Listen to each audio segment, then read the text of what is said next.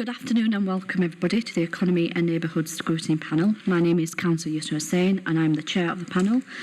Please can I now ask all members of the panel to just introduce themselves. So we'll start with Councillor Taylor. Tyler? Councillor Taylor's over there somewhere, I think. Yeah, sorry. You don't look the same, sorry. Tyler Hawkins, Dalton Ward Councillor. Councillor Matthew McLaughlin, Colne Valley Ward. Martin Bolt, Murfield. Councillor John Taylor, Kirkburton Ward. Chris Friend, Co-op T. Jane Emery, Co-op T.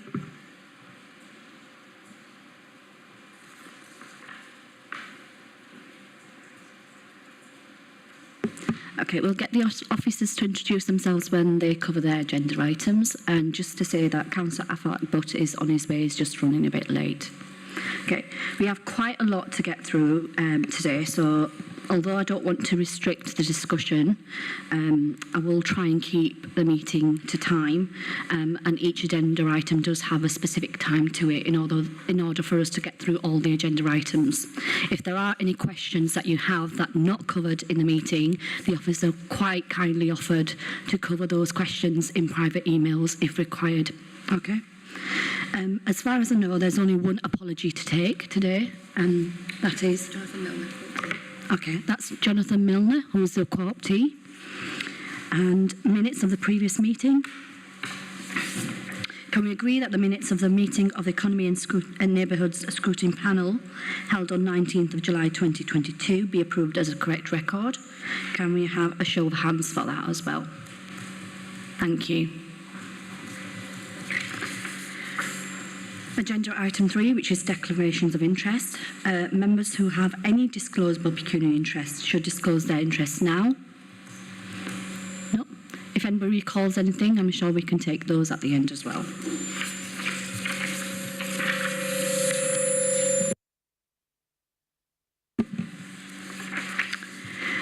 So item agenda 4, which is admissions of the public. Do we have any admissions of the public? We've got one private item today. Okay. So we have one item today that will be taken in private session, which is agenda item 13. And then item agenda 5, which is deputations and petitions. And as far as I know, we don't have any deputations or petitions for today. Item agenda number 6, which is public question time. Yolanda, have you received any questions? None received, thank you. So can you hear me? Yeah? So item 7, which is the work programme for 2022 to 2023. The updated work programme for 2022 to 2023 municipal year is attached to the agenda, which you will have had a chance to look at and consider. Do members have anything to add in respect to that work programme or any comments to make at this stage? No? Okay, I'll take that. Okay. Sorry. Sorry, Chair. Just on the agenda in October, we've got update on bus stations, future of bus patronage. I just think perhaps we ought to include within that agenda item the challenges that bus companies are facing and the problems that we're facing in some of our wards with services being withdrawn by bus companies collapsing. So an update on that, please, if that's all right. That's a very, very valid point, Councillor Taylor, and we will take that on board. Thank you. Anything else that anyone can remember? No? So we'll move on to item 8, which is a hot food takeaway supplementary planning guidance. And for this, we've allocated a slot time of 1 p.m. to 1:30. Can I ask Joanna or is it Joanna? That you're introducing yet, so Hannah's not here. To present the report, please. Thank you.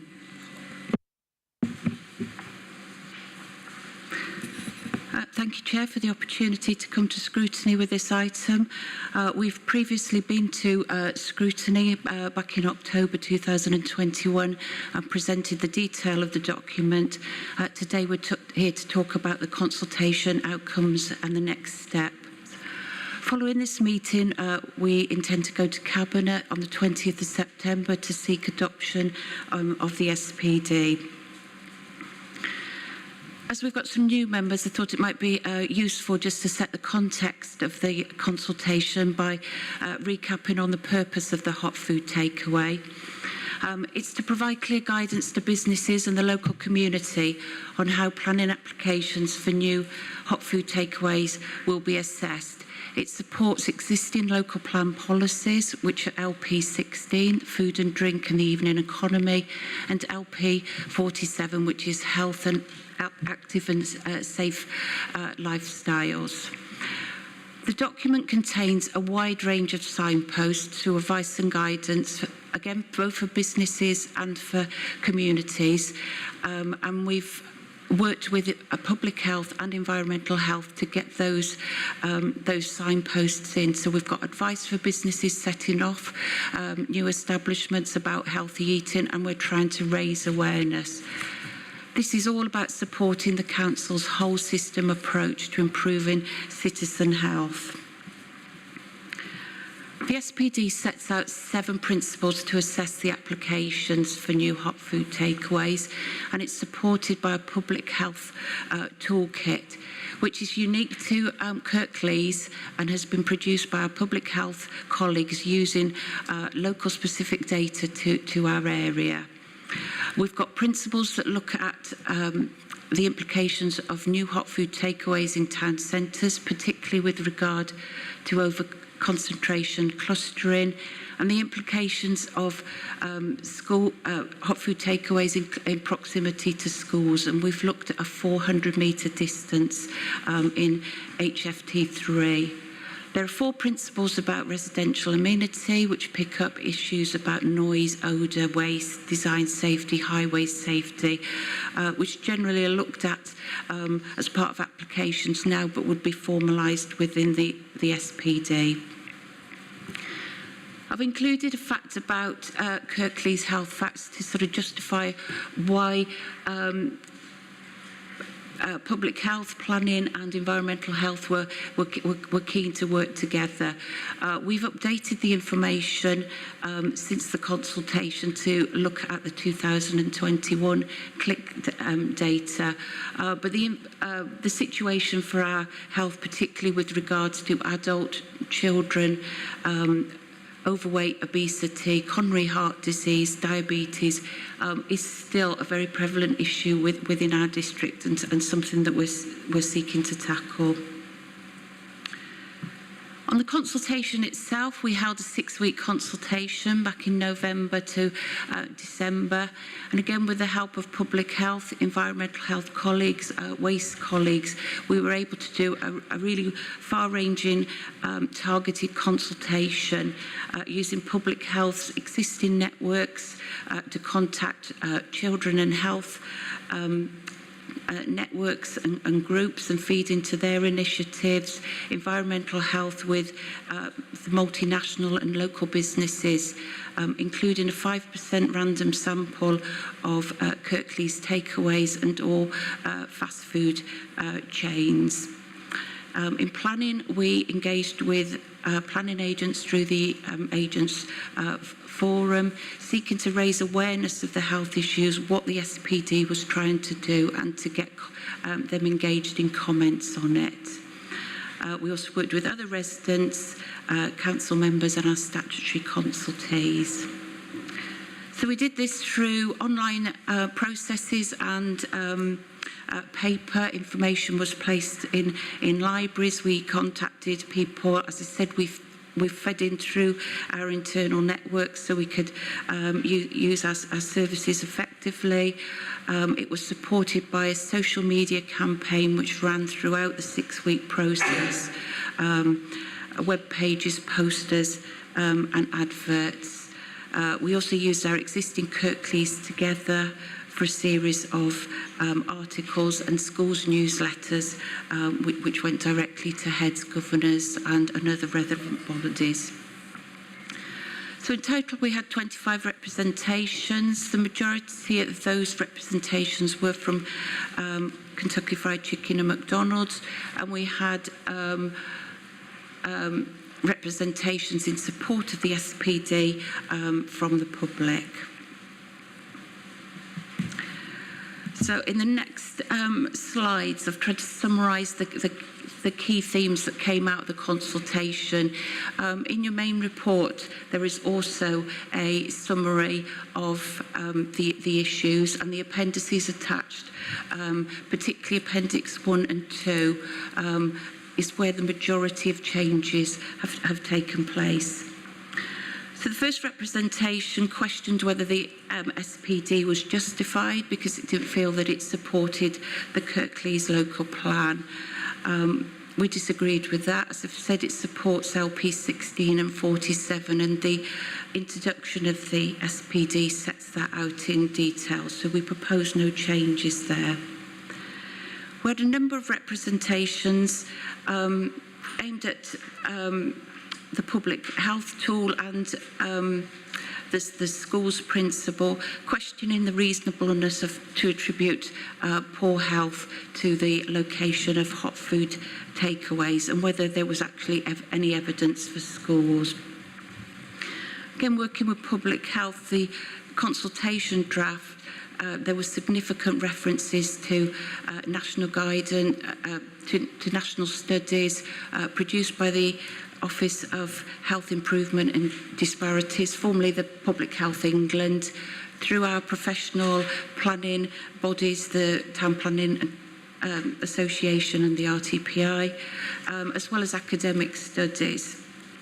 We also, in response to a number of appeals across the country which have not been successful on health grounds, we built with public health a very robust picture of local data, and you'll find that in the document itself.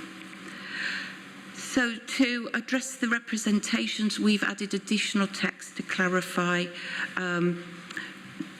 to update and to clarify the links that are in the document, to support it, to provide more evidence. We've updated all of the Kirklees evidence. So we feel that we've got a really strong, robust picture to support the assessment of applications. We also feel that the SPD is reasonable because there are no blanket restrictions on hot food takeaways, as you'd find in some authorities' SPDs. They'll all be assessed against the toolkit. The assessment, the applications will need to score above the average in all 7 indicators. Even if they do that, there is an opportunity to look at other material considerations. So should there be an application for a new takeaway in an area where the shop has been empty for 2 years, there's an opportunity to look at bringing a use back into that. So we're trying to balance the economic support for a community, consumer choice with health implications. In the town centre viability principle, we've got different thresholds for the town centres and our district and local centres. Now, when the representations questioned that and felt that it should be the same, we've put a higher percentage within our district centres because there's a smaller number of units within those, so any applications will significantly change the numbers. Again, we were looking at economic support within those areas and looking at the viability aspects. Within the town centre and viability principle, initially within the document, we said that there would be a condition saying that there would be the shutters couldn't be closed on shops, needed to be open on shops that were closed during the day. We had a representation back on that saying that was unreasonable in terms of security. So we've put in amended text for that to say that the shutters can be closed, but it's subject to appropriate design. So we would be looking at designs with open grills. So we maintain that visual amenity, make it look like it's an active frontage, but the shop has that security. In terms of the principles relating to the residential amenity, again, as I said, the noise, odour, waste management, design and highway safety. There have been no changes to the principles themselves, but we've added in additional text to provide further advice and guidance for applicants, and particularly in relation to the Kirklees Waste Management Design Guide, which sets out a number of principles about the location of commercial waste, access for waste refuse vehicles, and ensuring that there are no conflicts between the customer litter and highway safety. So again, it's just providing as much information as we can to get the best schemes that we can. That is a very whistle-stop tour through it. I hope I've kept to time. As I said, the full detail is in the report, but myself and public health colleagues are very happy to take any questions. Thank you, Joanna. And I'm pleased to note that you did keep to time. Thank you. So do any panel members have any questions of Joanna or her colleagues? Should we start with Martin? Yeah, thanks, Chair, and thanks, Joanna, for that. Firstly, I've got a healthy scepticism for SPDs and planning enforcement, having had a number of experiences with them. In Mirfield, we produced a village design statement some time ago, which was classed as an SPD, and found out that planning weren't referring to it for issues. We also, when administration passed an SPD for attracting transport contributions to the Kirklees Strategic Economic Zone, and found that one developer had managed to waive £500,000, what should have gone towards in the levy, by arguing financial constraints. So SPDs are not totally safe. They can be overcome by developers, which is something we've got to bear in mind. So we've looked at some other things here, and obviously the challenge was from KFC and McDonald's, but the report says it doesn't apply to restaurants. So what's the definition of a restaurant? If someone has one table and one chair in a shop, do they get around it by claiming that they're a restaurant and not a takeaway? The KFC McDonald's challenge, I think it says somewhere in the report about there'll be no counter sales between certain hours. So does that mean that those places will not be able to sell to anybody to take out of their restaurants, that have to sit inside and eat them? Otherwise, again, there's a coach and horses being driven through it.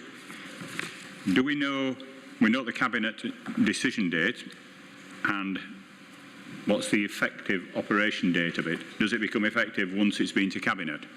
And are any operators seeking to jump that, and have they already got applications in the pipeline which may be decided either through officer delegation or committee before the 20th of September? These are hot food takeaways under planning in buildings. As we see outside many schools, there are potential for takeaways operating from vehicles. So if that's a loophole, how do we tighten up on that to make sure that somebody's not turning up with a burger van or something like that, and therefore the good work is going out. The operational area, 400 metres, is primary and secondary schools. How do we not apply anything and concern about higher and further education? Mirfield has got it's got a secondary school, but it's also got a college. So students there over the age of 16 presumably are outside their 400 metres, but may not bring the food or anything, and therefore have further to go to find refreshments and things. I think that was about obviously the policy is driven on knowledge. What's the scale of the existing problem then? How many hot food takeaways do we have in and around schools? Because to resolve a problem, presumably you've identified what it is first. So as you say, if those close for a period, they can be sort of taken out of the equation, but otherwise they can just carry on operating within proximity of schools. Thanks. I will do my best to remember all those questions, but prompt me if I forget. So, the SPD does apply to hot food takeaways. Hot food takeaways of restaurants are a different use class order. Restaurants formerly in A3, now in the new Class C, and hot food takeaways within A5, now sui generis. There are issues with restaurants. These will be covered by the existing policies within the local plan. Generally, but not always, you could say that a restaurant has a larger menu, so there's an opportunity for more healthy options there. The impact of the hot food takeaway is a lot about the frequency of the use. It's lots of short trips to it, lots of visitors, lots of vehicle movements, litter, noise, odour. So that's a big focus of this SPD. One of the reasons that we're working very closely with public health and environmental health is to raise awareness both in restaurants and within the hot food takeaways of the need to look at healthy food, healthy living, healthy environments, and that work will continue. We recognise this SPD can't do it on its own, and that's why it's a joined up Kirklees service-wide approach.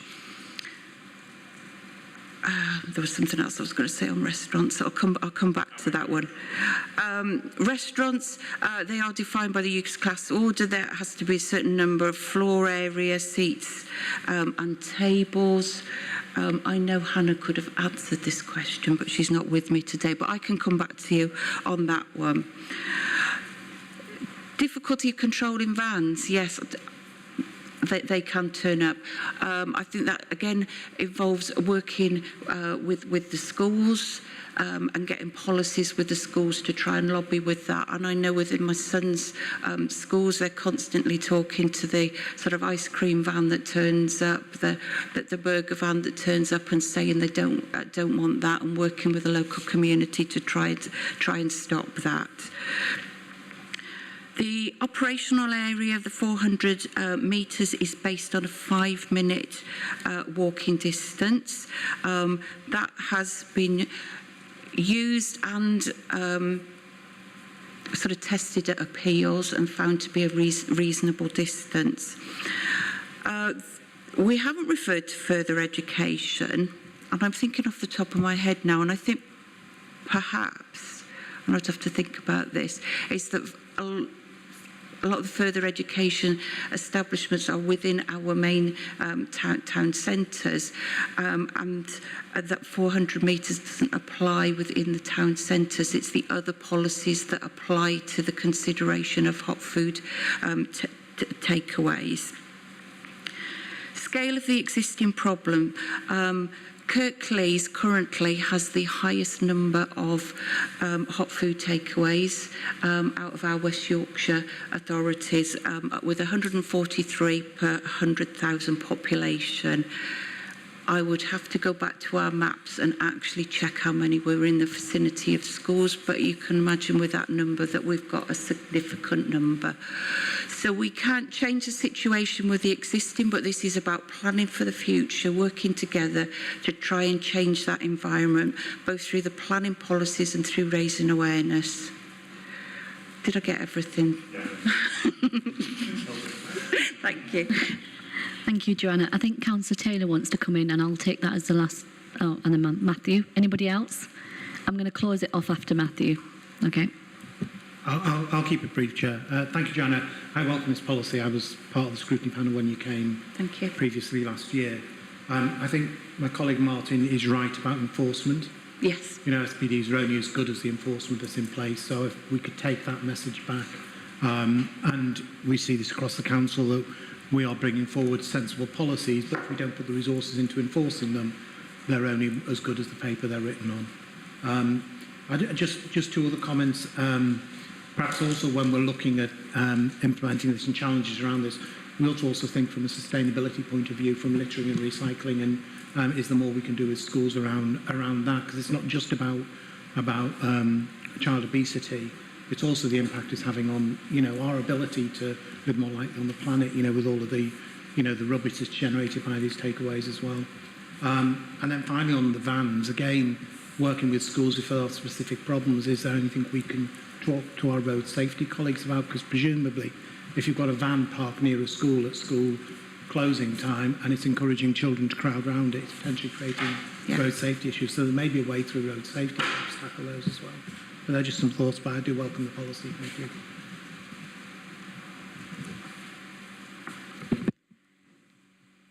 Was those comments? There's no need to come back on that. Okay, no worries. I'll go to Councillor. Yeah, thank you for the report and thank you for the clear amounts of hard work that have gone into it. It's much appreciated. I just have a couple of questions. One is about the consultation itself. It says, you said 25 comments from 9 consultees, but the lion's share of those comments were from just 2 of those consultees. I must say 9 doesn't sound like an awful lot. And that was drawn out of, what was it, a 5% random sample of the various groups of stakeholders. So I was like, how did you come to the decision to make that the percentage? Is that a standard figure or was it something else? And of the people asked to consult, how many, well, I know 9 came back, but of the total people asked, how many was that? And the second question I had was on particularly the provisions about recycling in the SPD. So it says under item 3.4, it also encourages recycling and other initiatives such as litter picks. And then I turned to the relevant page, which is 51 in our pacts. And all it asks is that new applicants should consider their packaging, and there's no real bite in that. Any applicant can just say, oh yeah, I considered it and I don't want to. Is there any scope to make that a bit more enforceable to actually deliver some outcomes? Thank you. I'll answer the recycling one first. We can't condition it through planning, we can only encourage. Again, it's kind of working with other colleagues, working through the climate change emergency as well with John and Rob, who are presenting later, to see whether there's any actions that we can do to support in that way. But we wanted it in there because, again, it's about raising awareness. It's trying to get these things into place as part of the design.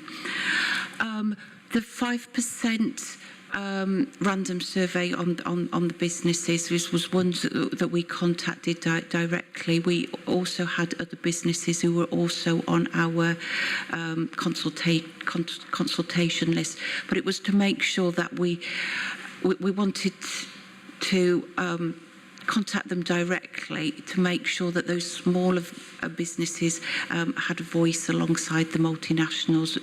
The multinationals, if you look at other SPDs that have been produced across the country, they're making the same comments in relation to all of them. So we had a fairly clear idea of the response that we were going to get back on those, which is why we've worked so hard with our colleagues to get that robust Kirklees specific data to justify our position, because I feel that's the way forward that we can win any appeals if it's tested.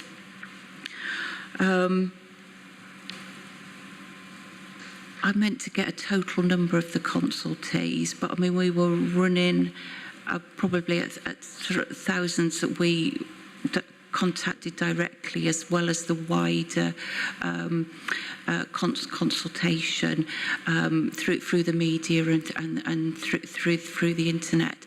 I wish we could have got a higher response, but we have tried very hard to get that targeted response in relation to the document, rather than using a standard consultation list on it. You okay? Okay. Thank you so much. I just want to thank you, Joanna and Hannah, and your team for all the hard work you've done. I think I speak for everyone when I say public health is quite important, so thank you so much for that report.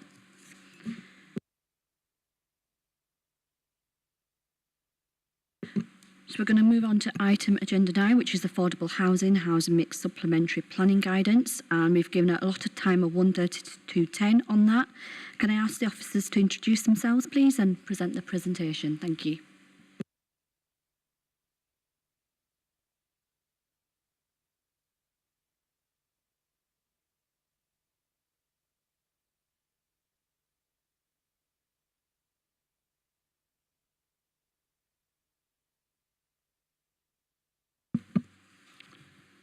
Good afternoon. My name is John Buddle. I'm team leader in the planning policy team. I'm speaking today about the affordable housing SPD supplementary planning document. So we've been asked to bring this scrutiny today to kind of give you early insight into the contents of the document and also to provide information about the timeline for the next steps of the public consultation and the adoption of the supplementary planning document going forward.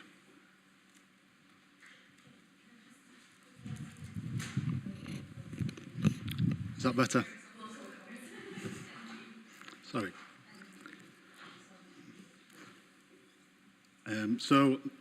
Excuse me, on supplementary planning documents, I mean, we've slightly touched on this before in terms of what they are, but supplementary planning documents are produced to aid clarity in relation to the application of planning policies set out in the local plan.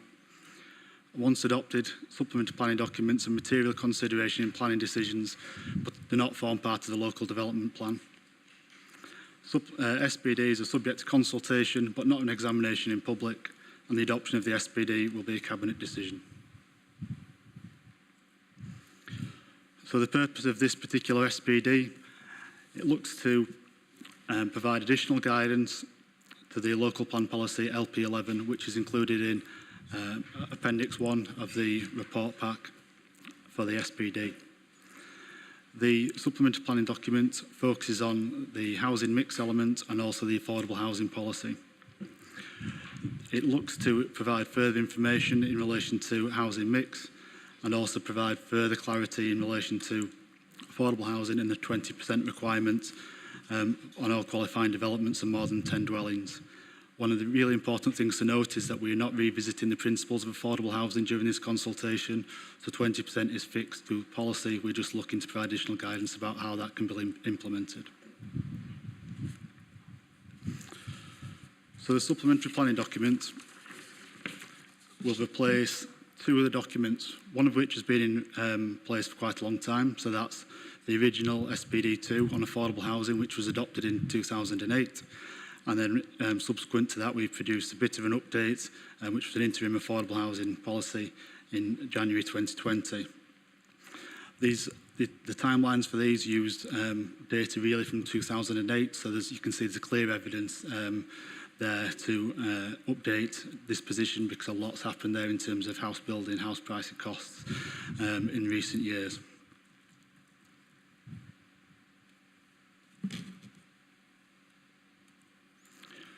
So if we focus on the two different components now, we'll focus firstly on the housing mix element. So this slide I put up here is one of the key slides which shows the geography of Kirklees. So the strategic housing market assessment subdivided Kirklees into 6 areas. We've then used these areas to drill down on housing mix. So what we're looking at previously was a housing mix which was set as a Kirklees-wide figure. These supplementary planning document now drills down and provides housing mix components for each of these different sub-areas. And this is really picked up in relation to local housing needs and lots of feedback we've had from members of the public and house builders who are wanting to reflect in developments the local housing needs, not kind of a Kirklees-wide mix.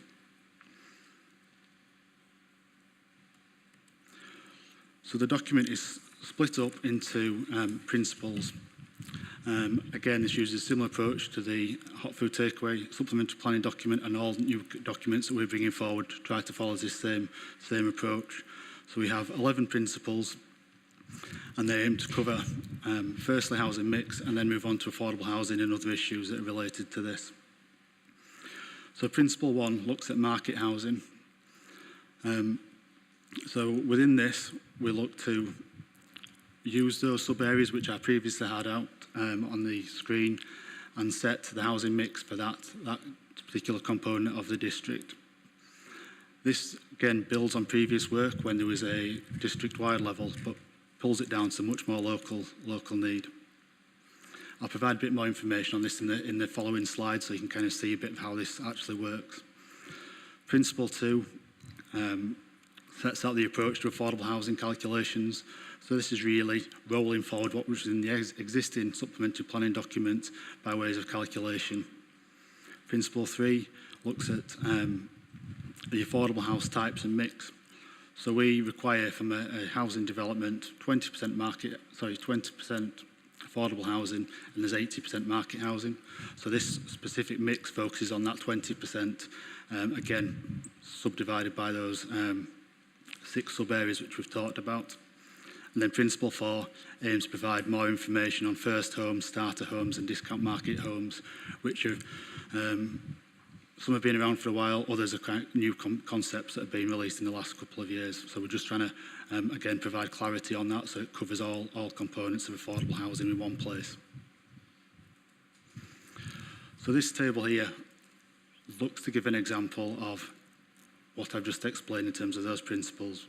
So you'll see along the top you have market housing, affordable housing, which is split between affordable rent and affordable intermediate. Affordable intermediate is usually discounted market sales, so when people can buy sort of a shared ownership property or something, one of those products that house builders offer. And then you have the different number of beds down the side. So you've got 1 bed, 2 bed, 3 bed, 4 bed. So when a plan application comes in, what we would be saying, we'd look at that sub area and we'd then zoom in on this and say, actually, from that development for the market housing, that 80%, we'd expect 5 to 15% of 1 bed units, then 25 to 45% of 2 bed, and so on across the table. We know that we couldn't be too precise here. We needed a little bit of flexibility to allow developments to work. We did toy with various different ideas about the level of sort of precision. Obviously, if we're saying 5%, it doesn't give a development much chance to move and kind of allow a development to work. So we've kind of introduced ranges. You'll see where the biggest ranges are. That's obviously where we would require most of those types of units within that sub-area. So to just move that example further forward, so if we had 50 dwellings coming forward, that's how this would potentially work out as one scenario. There could be various different ways that this would work depending upon those percentage figures, but this just gives you one example. So what you'd look at, so you'd have 50 houses in total, and 40 of those would be market housing, 10 of those would be affordable housing. That's the 80-20 split. And then you'd look at, down the market housing column, you'd have 40 units subdivided by that, and you'd see that the majority would be 2 bed and 3 bed, but also be requiring 1 bed and 4 bed. And the same with then the affordable rented, so that would be 3 and 1 and 1. You'll see the 2 columns, the 2 rows at the bottom are blank. If I just flick back to the previous slide, you'll see that those were 0 to 19% for quite a few of those, so it could be that one of those units would change into that end column if that's how the developer chose to work it in that scenario. So I'll just move on forward now to the principles 5 to 8. So principle 5 focuses on design, and this takes the existing supplementary planning document and refreshes that. It also works closely with the recently published design SPDs on residential house builders design guide that we published last year. The affordable housing delivery, again, this is an existing SPD refresh. There's more details of these within the actual report itself. Principle 7 focuses on transfer values. So transfer value is what the registered provider pays the developer for when they take that housing product into their ownership for them to run and manage. So the transfer values were originally set on the 2008 data. So we have updated the value of that, and so that means that it's increased We have had quite a lot of informal feedback from both developers and registered providers saying that those figures really needed to be updated now because they were based on evidence from 2008. A lot of information has and evidence has changed since then. And then Principle 8, whilst this is not something we're keen on, it is something that we do need to address because it does happen in certain scenarios. So the provision of affordable homes off-site. So this again sets the calculation for we would take money in lieu of that to provide affordable housing off-site. And then Principles 9 to 11. So these are new sections to the supplementary planning document, recognising that the world is changing, that residential development within town centres, whilst it did happen previously, is actually going to have a much greater role to play going forward. So that's covered in Principle 9. And then we have 2 sections which look at the main town centres within Kirklees. So we've got the Huddersfield Town Centre and Dusby Town Centre. And what we've noticed within those was actually there was probably an imbalance of what's being provided. We kind of got lots of one-bed units coming forward in Dewsbury and in Huddersfield. So we want to make sure that we can try and readdress that balance to make sure we get a better reflection of the local need rather than just kind of singular products that we've tended to see come forward in the last couple of years on that. So as ever with supplementary planning documents, there's a whole list of additional documents that we will consult on at the same time. So for this, we've done a strategic environmental assessment, and that showed that a full strategic environmental report wasn't required. We've also done an integrated impact assessment, which was appended to the officer's report. And then we've also got evidence-based documents, which will be available on the website during the consultation. And these are covering things like the transfer value, so where we've gone through all that detailed evidence, we will make that available for the duration of the consultation period. So the next steps on this, we're looking to have public consultation in autumn 2020. It's looking at that like that will be towards the mid to end of September. This will be a public consultation which will be both on the website, and letters and emails will be sent out to people who are on our mailing list. We'll also have detailed sessions with developers, RPs, registered providers. Very similar way to the previous consultations that we've run on supplementary planning documents so far. There'll be a social media campaign, press release, and also there'll be items in Kirklees together.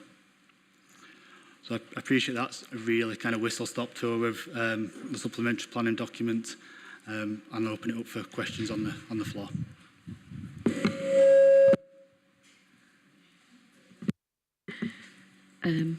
Make you go deaf, but yeah, I think Councillor Taylor had a question, John. Thank you, Chair, and thank you, John. I've got several, actually. Apologies. I'm happy for you to ask them.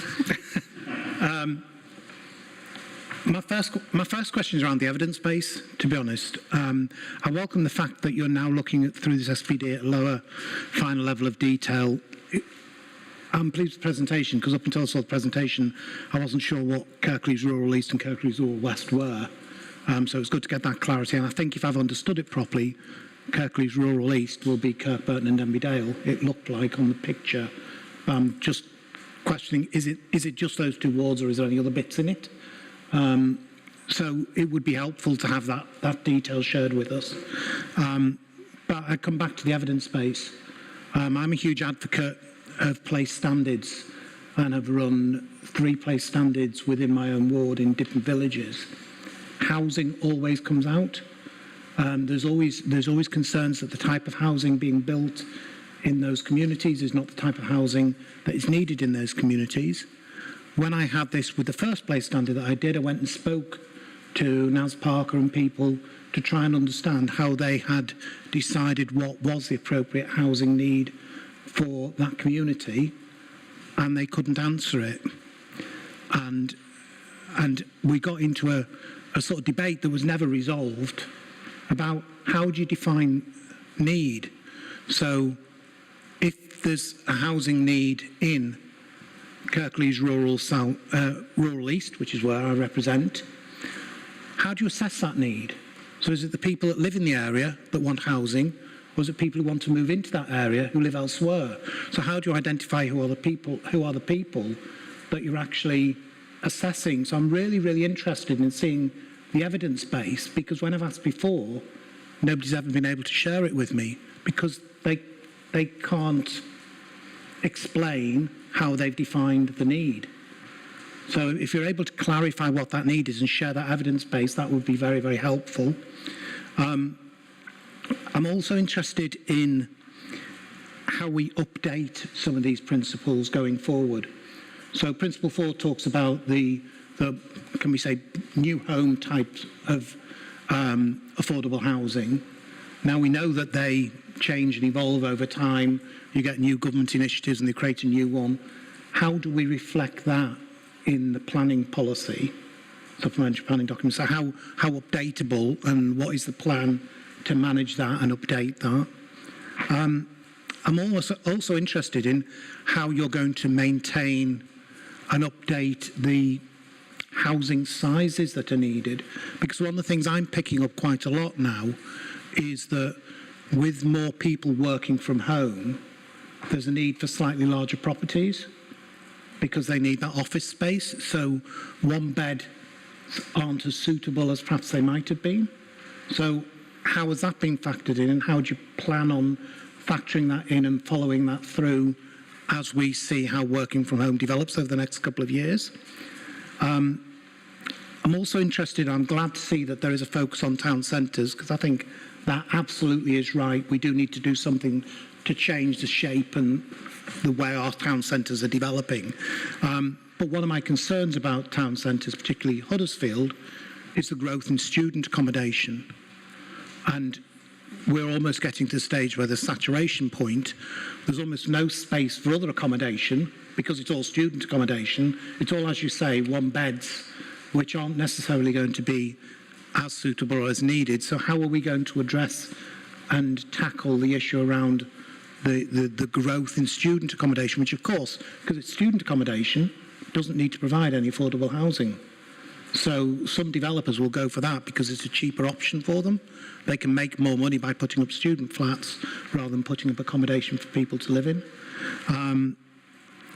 And then my final one is you talked at the end about the range of consultees. And what I didn't hear, unless I missed it, was councillors.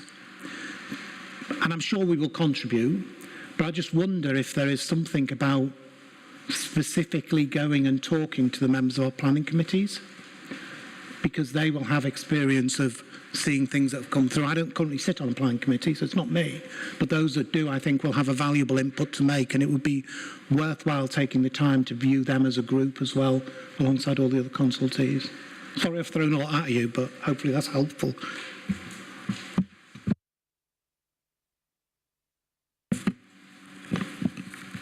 Right, okay, yeah. As before, yeah, I'll work back through them. Once I've missed things, just give me an update. So, in terms of consultees, that was kind of the most recent. Of course, we'll speak to councillors. Sorry, that should have been on my list. We'll email every councillor out at the start of it. I think it's a really good point to direct, go directly to planning committees and speak of their individual experiences during that time, so that's definitely something we'll pick up. So I'll probably then try and go through them again in sort of the sequence. So the evidence base, what we've used as the starting point for this was the local plan evidence from the Strategic Housing Market Availability Assessment, which is on our website. I'm more than happy after this session to send links round to that and the other evidence base. So what that did during the local plan, we employed a consultant who spoke directly to, via surveys, people who lived in the areas, and looked at what that demand would be for them going forward. Where do they want to live? Where do they see themselves living in the future? All that evidence base is set out within that document. The consultant then used that to then drill down to these local areas, so looking at where people came from and what the choices were coming from that information there. That housing mix document will again be available as part of this, so apologies you've not had kind of satisfactory answers to date. I'm more than happy to send that information through to you and talk you through in detail during the consultation on that. Just on that strategic housing assessment, I did see the strategic housing assessment when I had the previous conversations, but it's at Kirklees level. It doesn't go down in any more detail. So when you're talking about a place, it's meaningless, because actually the needs in a rural village are going to be very, very different from the needs in perhaps an urban area. But it doesn't look any lower than Kirklees. So it's not really an evidence base that can provide the final level of detail that we're talking about there. So I'm interested in understanding how we've got to that final level of detail. My neighbour's property's just sold. The people who bought it are coming from Sheffield. So they had a housing need in my patch.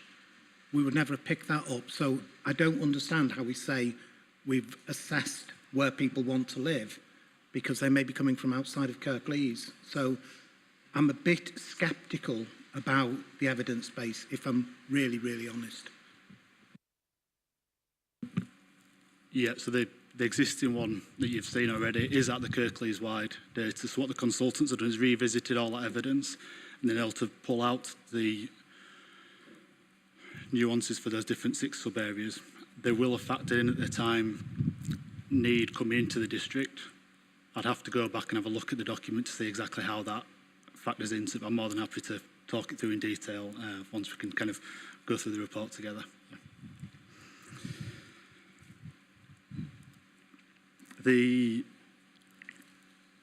Still on the need point, it's how do we keep that information up to date? With any planning policy documents or with any kind of supplementary planning documents, we always try and keep them up to date through monitoring. So through our annual monitoring report, we look at the information which we're getting through from planning applications and try to see whether that's still delivering. If through kind of feedback consultation on plan applications throughout that course of the year or a couple of years after this has been implemented, we're noticing that those either developers are not providing percentages that match that, or we're kind of getting a lot of feedback to say you're providing the wrong type of products in here now, things have moved on, we would be very keen to update that. Periodically as well, we will take reviews of supplementary planning documents into account. We'd usually look at that being quicker than 2008, 2020 to now, probably looking in the order of kind of 5 years from time to time. We'd look at that evidence base and look to refresh it at that point. Something we're really keen to pick up on through the consultation is feedback on working from home. It's something we've been grappling with through this, developing this supplementary planning document. Do people still want 1-bed houses, or do people want 2-bed, one of which is a study, or do they want a 1-bed plus a study? What do people actually want? And that's kind of something we're going to really be keen to understand through the consultation. It may be then we'd look at a sort of a different solution or different breakdown, that maybe those 1 or 2-bed requirements become sort of one in the same. But that's something we'd kind of go out, test the consultation and again provide responses through that after that point in time.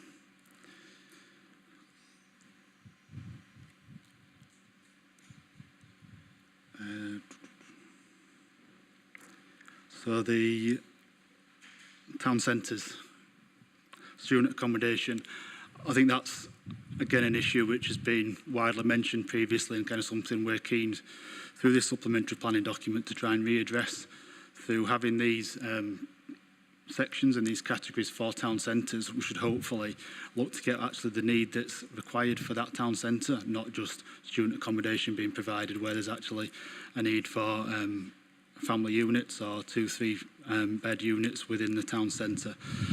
We know traditionally kind of Huddersfield has had a lot of student accommodation that's been provided, and hopefully whilst there is a need for that, we can try and look to readdress that balance through this supplementary planning document to be more in tune with what the local housing need is for the town centre. Hopefully I've picked up the comments there. I'm not sure if I've missed any.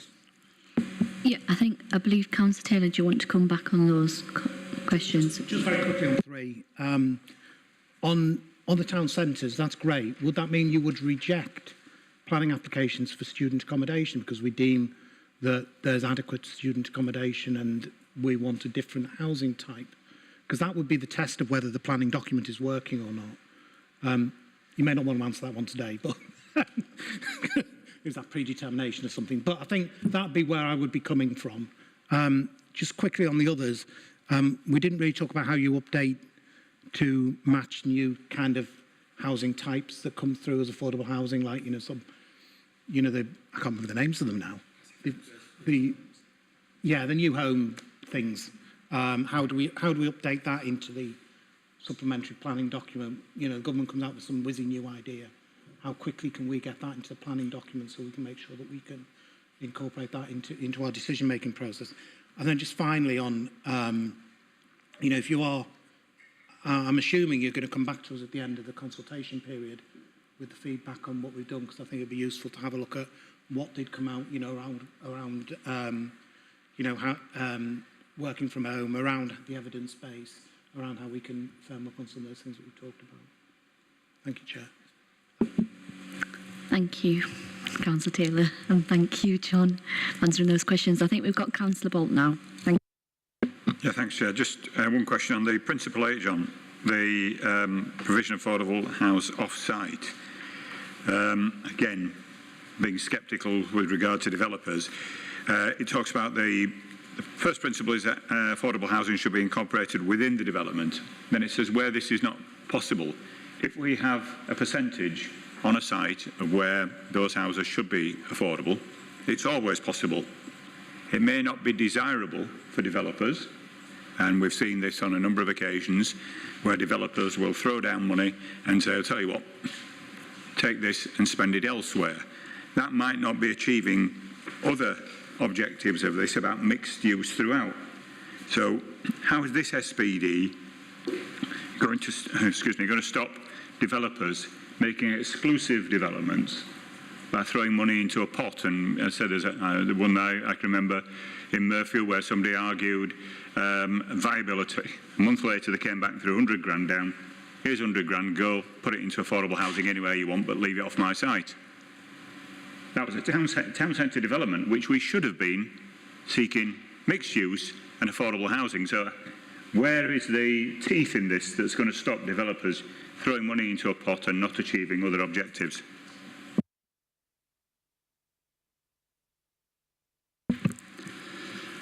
Yeah, that is an age-old problem, I think, with planning policy.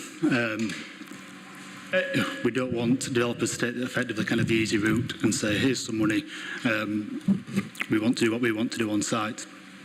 The benefits of having an up-to-date supplementary planning document are that it gives you those teeth, because you can say, actually, the evidence which is in here is bang up to date. We've done viability assessments on the supplementary planning document and the figures and values which are within there.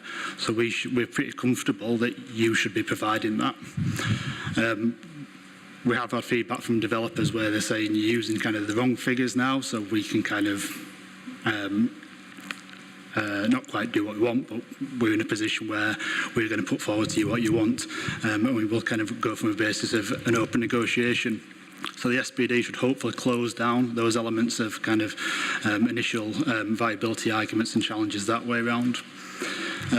If the development was off-site, we would still hope that the supplementary plan document for the mix element would provide non-exclusive kind of mixes, at least on that site, so you'd kind of get the range of house types that would be desired.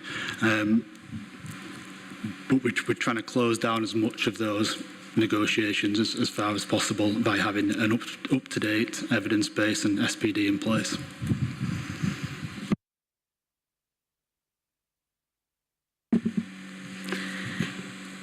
I'm assuming there's no further questions. Okay. Councillor Tyler, then Councillor Matthew, then yourself, Andrew. Thank you, Chair, and thank you for the presentation as well and the report. I'm sure it's something you get sick of hearing, but it's something I'm never going to stop banging about. The word affordable is littered throughout this report. What does that mean? Because affordable yesterday does not mean what affordable is today, and it won't mean in the future as well when this has actually been implemented. Affordable dwellings in the future are going to mean something totally different to what they are now. So I think across the board, really, the word affordable needs to have a bit more of a fluid definition that needs to be outlined in these documents so that we know when we are going to public consultation what we are telling the public is our anticipation of affordable. It's something that has been mentioned throughout. I'll touch on it again about the makeup of the dwellings. You know, you broke down the percentages of different size of dwellings that are going to be in a development under this. You know, whether that is in keeping with the local area, whether that is what is required in the local area, if it is not really, you know, based on the presentation given, that's not very, doesn't appear to be very clear. And John mentioned it earlier about consulting with the local population, trying to understand there what's. I just encourage you to take that forward into the consultation period. And the final point I just wanted to mention is I appreciate, again, that we're not at the point of public consultations, but has there been any discussion with developers at this stage just to see where their headspace is at, what is applied elsewhere in other authorities? It's that sort of details is missing from the report, and I would curious to know if there's been any discussions with developers and what their position is on this, although I could probably imagine for some. Thank you.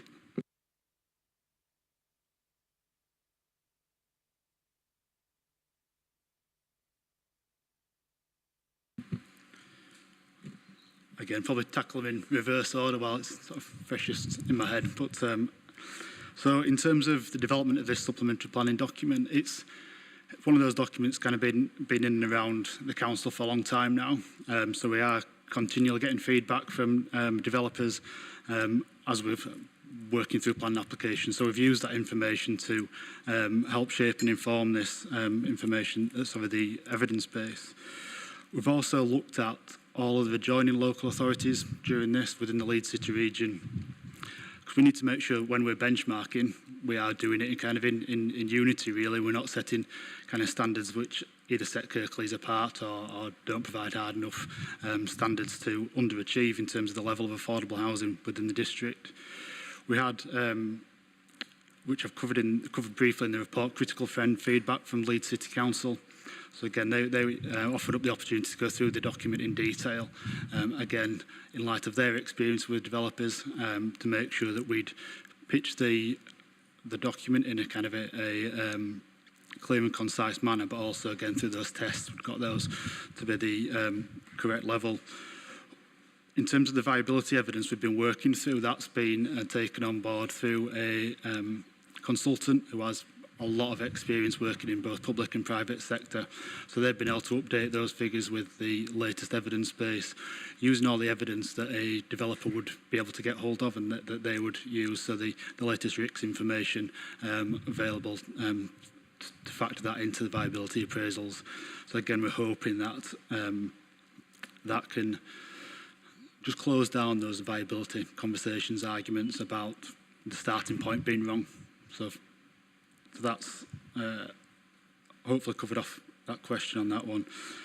In terms of the affordable housing definition, we worked with a definition that's provided through the planning framework. Affordable means a lot of different things to different people. I appreciate affordable, how we're working it through may seem still unaffordable to people kind of out there. We mean that it's provided at a market discount in terms of either the rental rate that's put forward or someone looking to own that product that way around. Sorry, has that covered your questions? It is. I just, as I say, I would ask as well that make sure when we do go to the next stage for public consultation that all of that is clearly defined before the public as well, so that they can set their expectations and engage as constructively as possible. Thank you, though. Thank you. And I believe it's Chris. Oh, sorry, Matthew. And then it's Chris. Sorry, Chris. Thank you for the presentation. Again, clear that lots of work has gone into this. I just have a couple of questions. The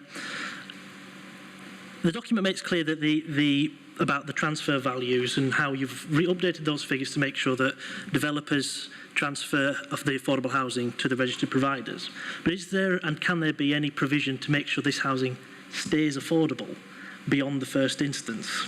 So what's to prevent somebody buying the house or a retail provider renting out the house initially at the cheaper rate, but then in a few years' time when it's sold on or when tenants move on, they bump up the prices? Because there's not that much point in building affordable housing that doesn't stay affordable. and say, I was going to talk about viability, but Tyler got there before me. There is reference in LP 11 to exemptions to restricted land.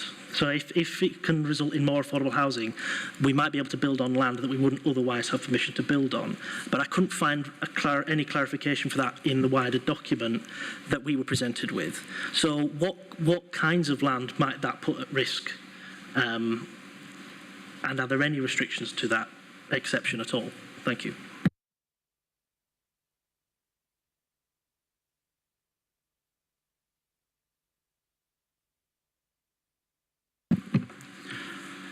So in terms of the transfer values and the making sure the product stays affordable,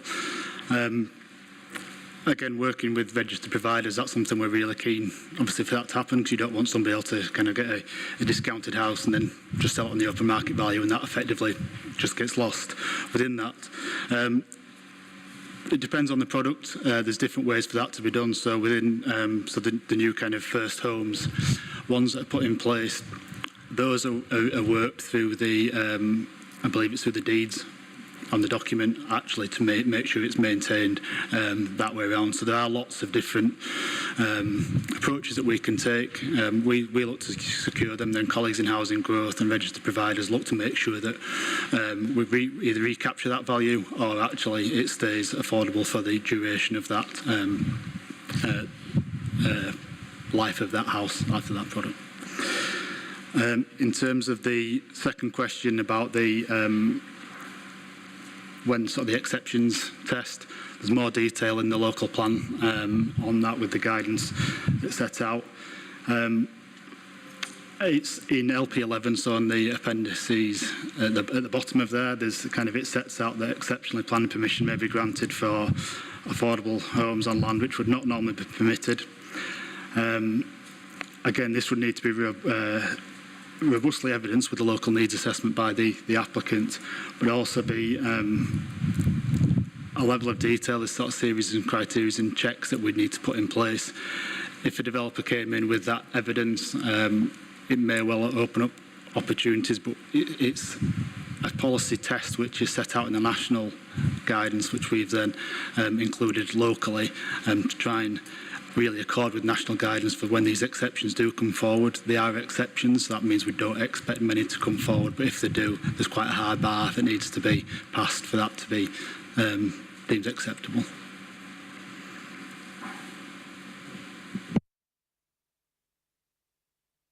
Chris? I just have one question. It's similar to Matthew's, but looking at principles 6, 7 and 8, they're obviously just updates of existing principles. But sort of from past experience in another part of the country, trying to get developers to actually stand by what they promise, like, for example, provision of affordable homes off-site, once they've built their development, can be very difficult. Section 106 obligations, enforcing those after they've got a development, I've seen sort of in Slough. The mill was developed, there was a promise of a footpath over the canal, that's never happened, so I don't know what the enforcement is.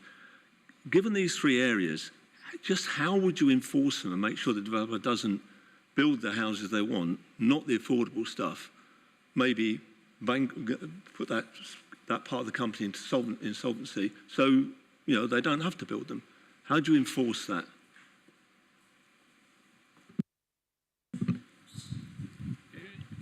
Yes, so when the plan application is determined, as you've mentioned, we would be applying conditions such as Section 106, which would be basically a legal document which would make sure that happens and that stays when those units are built out. If we're finding circumstances where that's not happening, either the developer will have to have applied to get to review that condition in effect, or there'll be a case for enforcement. I can't really comment on individual circumstances of plan applications. I don't think that's kind of right to do, but that's the mechanism that would be in place to make sure that those off-site contributions are received and put in place, or other things which have been provided as part of conditions to plan applications, such as footpaths or things, are all put in place satisfactorily.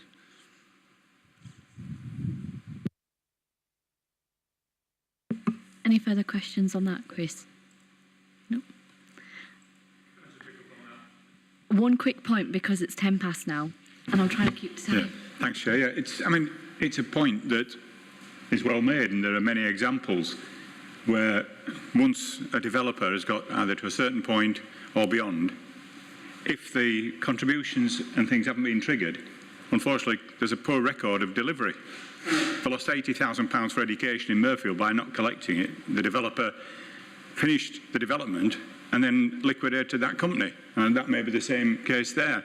There's other cases where they come up, they agree something at the start, and there are numerous examples of where developers will agree anything to get planning and then come back for a variation in the planning conditions and clauses, such as provision of bus shelters and things like that, which sadly all too often Kirklees allow them to do. So what we need is a more robust system that what's agreed at the planning stage is carried through. I'm sure John will take your comments on board. Thank you, John, for the presentation and answering those very challenging questions. Appreciate it, and thank you to your team as well. I'm sure it's a very challenging area. I wish you all the best for future work and the consultation as well. I think Councillor Taylor mentioned, I'm hoping that if you have the chance that we could come back at that point as well in the future. Thank you. So I'm just going to go to agenda item 10, which is the winter maintenance policy. I just have to mention before we start that Naheed is the cabinet member for this. She wasn't able to attend, but Will is going to read out a pre-statement that she's written on her behalf. And this item will be starting now from 2:10 and ending at 2:50. Will? Thank you. So, as the Chair said, it's a clash of meetings, but we thought we'd split it so that you weren't left cabinet memberless. So, tonight, Matthew, I am Naheed Mather. And I'm just going to read... I missed that. I'll ask at the end. But yeah, so I'll now read Naheed's statement without further improvisation. Officers in the Highway Service have considered matters raised at the last September Scrutiny panel in relation to the Council's responses to winter maintenance, as well as undertaking a wider review of the existing winter maintenance policy. Today's presentation to Scrutiny panel reflects those considerations and highlights where the policy or the supporting winter maintenance operational procedures have been updated to reflect those considerations. This includes the trialling of more volunteer groups to assist with snow clearance, the formalisation of the process for considering changes to existing winter maintenance routes, and the formal confirmation of our resilient winter gritting network. Ensuring compliance with the Department for Transport's Code of Practice for well-managed highway infrastructure has been a key consideration. Officers believe that our winter maintenance policy is fit for purpose, albeit with the minor adjustments highlighted. I'm supportive of the proposals and the minor updates to the policy proposed by the service. And if it's okay with you, Chair, I'll now hand over to the officers to present on it. Thank you very much.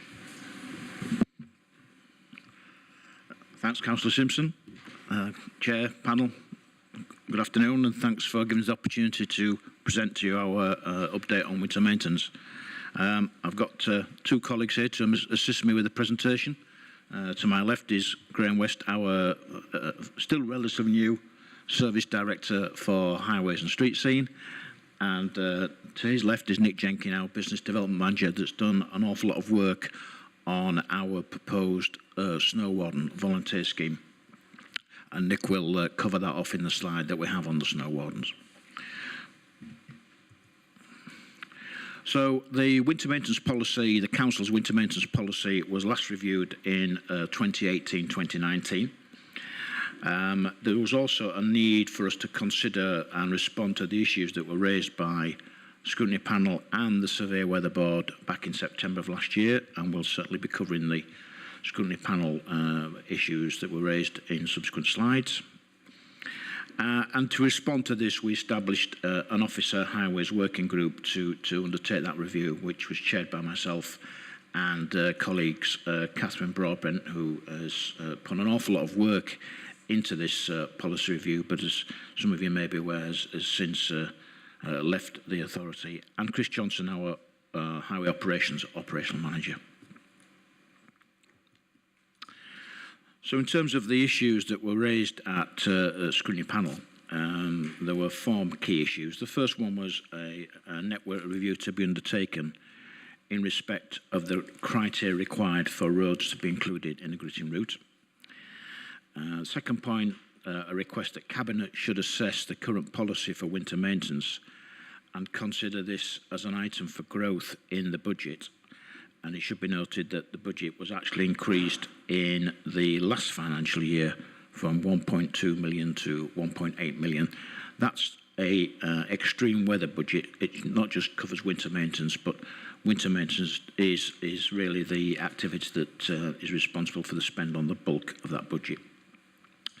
Third point was around clarification to be provided in respect of supplementary planning documents and section 106 and the scope for winter maintenance provisions, and I've got some feedback from planning colleagues on a slide that I can present this afternoon on those points.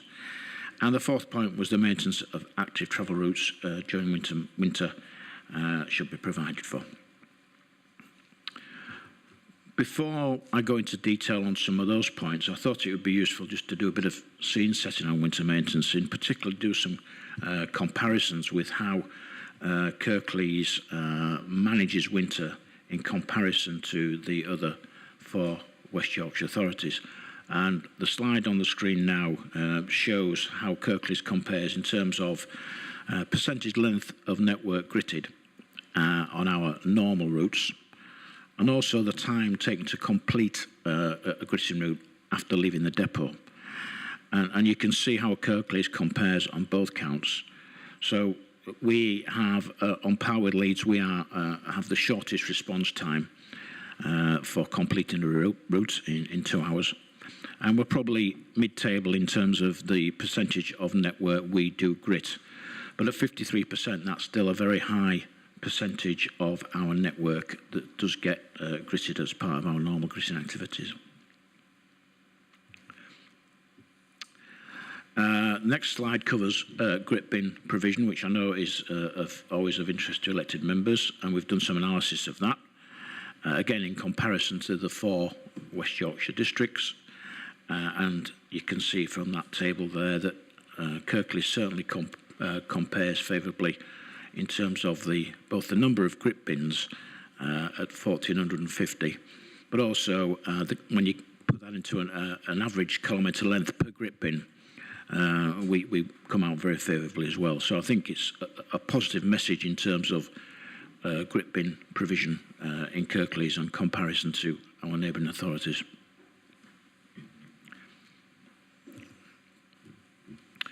Just continuing this look at some of the background and some of the scene setting on winter. I think we're all aware of the impacts of climate change, and certainly we are as a highway service, both not only in terms of winter maintenance, but in terms of some of the flood events that we have and extreme weather events that we've experienced over the last 3 or 4 years. And it's certainly, I think, fair to say that we're suffering more extreme and complex weather events with more frequent storm events. And put on the slide there, we had in February of this year, we experienced Storm Dudley, Eunice and Franklin. And I think the interesting point there is, I don't know the exact date, but I know it was a Saturday in February. Within Kirklees, we experienced flooding, we experienced high winds, and we experienced some extreme snow events as well, all at the same time, all across the district, which was extremely challenging to us from an operational perspective. But I think highlights the complexity of what we're having to deal with. Indications are that we'll be having are starting to have warmer winters, less frequent rainfall, but often when it does, we do have the rainfall, it can be more intense. I guess a lot of us at the moment are hoping for some pretty intense rainfall in the next week or two. And if the proportion of rainfall intensity in comparison to how dry it's been for a number of weeks is aimed to go by, it could be a pretty intense rainfall. But certainly we have had some fairly intense rainfall events.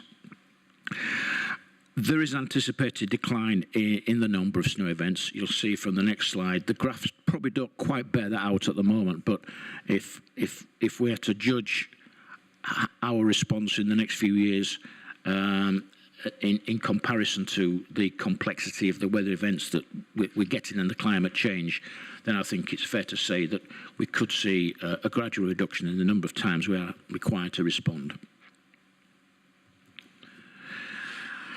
And this is the graph that reflects, gives some indication of the number of grits that we've undertaken. And this is really quite an interesting graph. It goes back to 2002, 2003, so there's actually about 20 years worth of data here. And you can see the fluctuations year on year. 2013-14, we only went out to grit on 34 occasions. And then just 4 or 5 years later, we had the so-called beast from the east, and we actually went out to grit on 108 occasions. So that gives you sort of each extremity in terms of the number of grits that we've had to undertake in the last 20 years. The straight line gives you the sort of mean average, and it does show that trend. It does show the trend is gradually declining in terms of number of call-outs. Last winter, we had 70 grits, which is actually around about an average number of responses that we have had. The small number of call-outs in 2022-23 is of April of this year, where we did have a small number of grits that we had to undertake because of cold weather experienced in April. The red line shows our preventive gritting, our night patrols that go out and undertake checks on the network, and again we'll call those out dependent on the weather forecast, and you can see some of the fluctuations there over the last 5 or 6 years. We've not been recording that data for as long as we've recorded a number of grits, but it gives you a bit of a sense, I think, of our current position relative to previous years. So in terms of recent service improvements, with regard to the grit bins, we now have an automated grit bin recording and filling process. Probably doesn't sound like a significant development, but certainly operationally it will be quite invaluable, because what that tells us, it tells us historically how much usage each grit bin is getting. And I think if we do have requests from ward councillors to consider relocation of grit bins, that data could become quite useful as part of that assessment moving forward. Last year was the first year we extended our winter season by 3 weeks, and that was to reflect the extent of the winter season as we experienced it. We did think long and hard about the appropriateness of doing this, because it isn't having somewhere around about 30 drivers on standby in any one week is quite an expensive activity. But we did feel we could provide a better response across the district by extending the season. You may or may not remember, in May of last year, we had some extremely cold mornings, and most mornings in May we had to respond. In May 2021, we had to respond because of ice on the network. So rather than trust that we can get enough volunteer drivers to respond, we thought it was an opportune moment to review the standby period, and we extended it by 3 weeks at either end of the season. Social media is proved to be really effective in terms of our communications for keeping public informed and keeping public advised. We've had some really positive feedback on our social media tweets on winter maintenance, and our comms colleagues do a fantastic job working with the service to provide up-to-date information on current road conditions, current gritting activity. And I think the good thing about the social media, it enables us to respond to localised issues. So it very much supports the place-based working agenda of the council, I think. And you know, it's certainly something that's here to stay, and where we can, we'll look to further develop that method of communication further. And there's a bit more on social media on the next slide. And we've also reviewed our existing volunteer scheme. We've recently contacted, so at the moment we have what we call sort of a rural volunteer network across the district, and again, it's informal, it's voluntary, but it's a group of people who do support winter in those parts of the district where we can't get to with the gritter. And we asked them how they felt the service was being supported, and generally speaking, they were happy and feel it works well. What we have done, we've issued volunteers with a sheet of contact, useful contact information, and a single point of contact for Kirklees as well. So moving forward, if they have got any issues, they know straight away who to contact, and that single point of contact can then deal with those issues moving forward. So I touched on social media. We have Gritter Twitter, which is our very snappy titled response to social media during the winter season. And our response rate has increased. The number of people clicking onto Gritter Twitter, it's a bit of a tongue twister, that one, isn't it? Gritter Twitter. I nearly got it wrong. Has certainly gone up year on year through the extreme weather events. We've got evidence, apparently, to say that it's been viewed worldwide, so in America, Germany and France. So, people worldwide are interested in what's happening in Kirklees when it comes to winter maintenance. I know you might find that difficult to believe, but it's true. I mentioned about the Storm Dudley, Eunice and Franklin events in November, and we had a snow event in November. Storm Dudley, Eunice and Franklin in February, and then we had a snow event in November, and we actually reached 1.1 million people around that time. So it really is a very powerful tool in terms of communication. And as I mentioned, we've had some really good positive comments and feedback, and good engagement with residents from our social media. I'm obviously not going to go through this slide in detail, but it's included in the slide deck and in the pack, just to give you a bit of a taste, just a bit of a sense of the sort of things that we put out there, some of the feedback we get. Our source for a lot of the photos are the staff themselves, who are out there either in the depots, loading the gritters up, or out on the network, dealing with flooding events, or responding to the snow activities, and they've produced some really good images that can get sent straight back to the comms team. I will stress that they only take the photographs when it's safe to do so. They don't take them while they're out there gritting. If there's something, if there's a natural pause, then they'll take. And those images of what the localised conditions are like are really, really, really powerful, and I think give residents a real good sense of what's happening, not only weather-wise, but the response the council are providing. Okay, I'm going to hand over to Nick, who's not only going to talk to you about snow wardens, but actually he's got some kit to show you as well. So I hand over to Nick. Hi everyone. So the Snow Warden Scheme is an extension of the scheme that Mark's just discussed with our current rural volunteers. Its aim is to empower our local residents throughout the district to be able to do what they need for their localised community instead of being led by what we're doing. We're looking to trial that over 2 seasons, so start that in October of this year and run that till the end of April 2023, beginning in October 2023 and end at the end of April 2024, before we'd open that scheme up to a wider rollout. For the initial trial, we'll look for 2 trial locations per ward, selected by elected officials. We would look for these locations to either be streets or estates, or we look for community groups in towns and parish councils. For our residents on our streets, we'd give them 3 separate residents would all receive a kit. For our town and parish councils and for our community groups, we would give them 3 lots of kit, which I'll show you in a second, which they could all do the training on and use as they need to. So, as I say, we'll be providing residents with PPE, with small-scale equipment, and with grit as well. So I'll show you some of that equipment now, just behind this desk. So they'll all be provided with a shovel, as you can see. These aren't the exact ones. These are from home. With a shaker, so they'll have to bend over.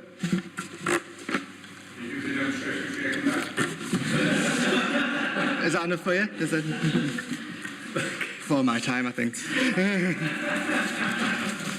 Fully branded high-vis. This one is currently unbranded, but fully branded high-vis. And snow grips or current shoes as well. We'll look to fill grit at the beginning of every season, after severe weather events and mid-season as well. We'll monitor that through the first year and then work out what that needs to be going into year 2. And thank you very much. Thanks, Nick. I'll just add to what Nick said about providing the grit. Is we want to try and coordinate that with when we fill the grit bins in the same locality. It's more effective use of our operational time. But it is a trial, so it will be a bit trial and error for the first couple of years of that trial. But I think it's a great opportunity to really extend our volunteer scheme. So some of the changes that we've made to the policy, I think in reviewing the policy and in doing those comparisons, and I think it's fair to say that the policy, the winter maintenance policy in Kirklees obviously has been in place for a considerable number of years. So it tends to be really development by evolution rather than revolution in terms of how we change the policy.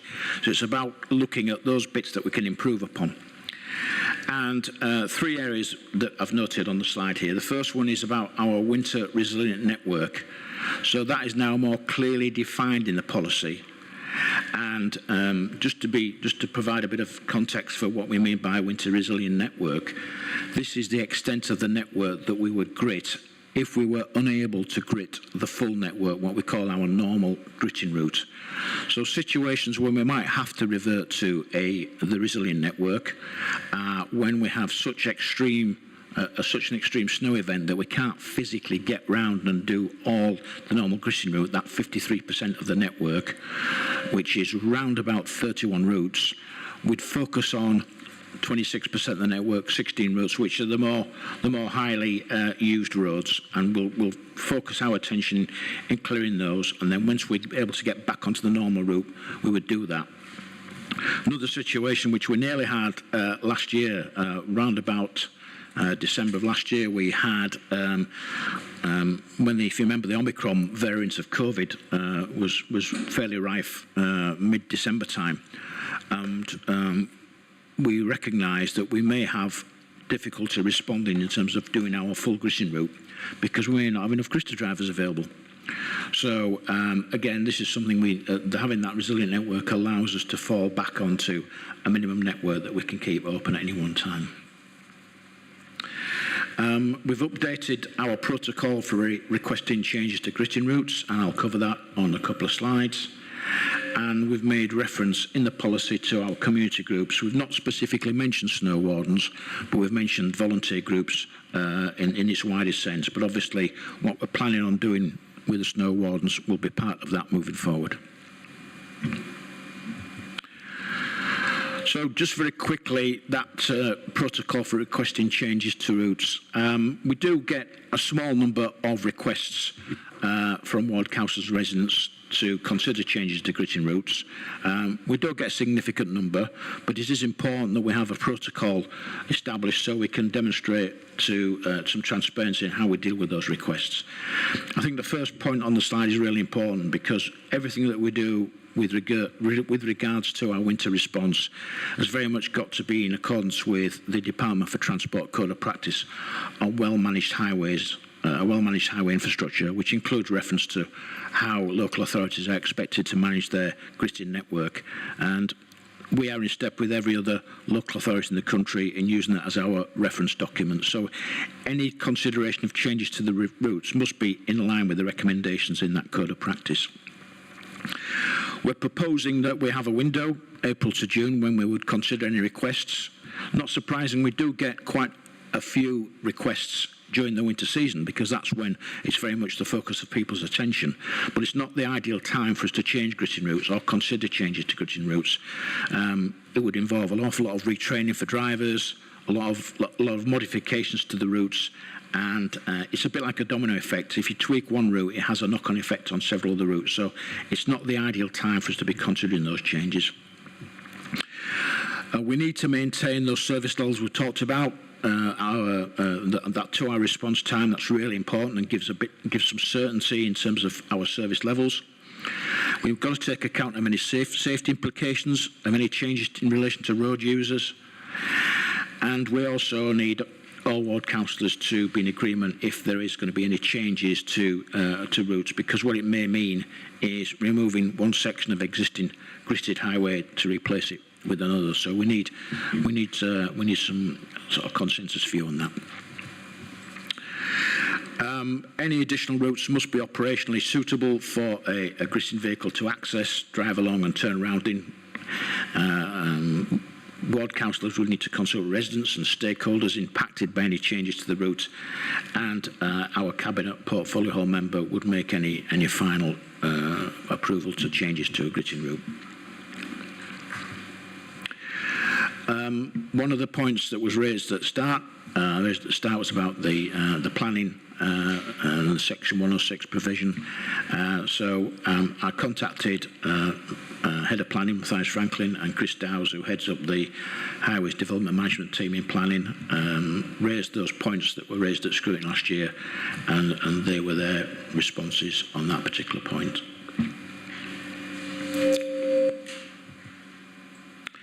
And finally, gritting of active travel routes.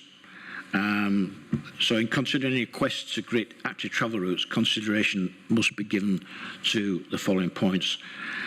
We do already grit a considerable amount of the network at 53%, and that by simple maths tells you that 47% of the road network remains ungritted. So one consideration would have to make is around the prioritisation of gritting active travel routes in comparison to leaving some sections of the road network ungritted. The greater risk in terms of financial and reputation lies with not gritting the highway network as opposed to not gritting active travel routes, which is the point covered really by the first bullet point. Active travel routes are predominantly used for social benefit, and usage remains relatively low relative to the use of the road and footway network. And if active travel routes are to be considered for gritting, then a criteria would need to be developed in terms of how we would take that forward. So that concludes the presentation, Chair, and myself and my colleagues are happy to field any questions that you might like to put to us. I believe that Councillor Taylor and then Councillor Bolt, and if anybody else, then we've got Councillor Tyler, then we have Jane. Jane. Thank you, Chair. Thank you, Mark and Nick. Quite a few comments. I was on the panel when this came last year. It came to the panel last year because I asked it to be an agenda item, because I have concerns over this policy, and those concerns haven't been settled by this presentation today. When you came to scrutiny last year, you did undertake to do a review of the winter maintenance policy. You brought that back today, but I'm struggling to see any real change. What prompted my original concern was the fact that I have 2 health centres in my ward, one of which isn't gritted, and the road to the health centre isn't gritted, even though it states in the policy that health centres should be gritted. And when I asked for it to be gritted, I was told that I'd have to sacrifice another road to enable that to be gritted. And this policy still has that sacrificing element to it. I would challenge any councillor to go along and talk to residents on a road and say, you know what, because I want to grit this road over here, we're going to leave you with an icy road in the future. No one's going to be able to do that. It's a pointless policy having it in there, because you will never get councillors who are in a position to do that, because they will never get residents to accept that their road that has been gritted for the last 20 years should no longer be gritted. It's just a pointless policy.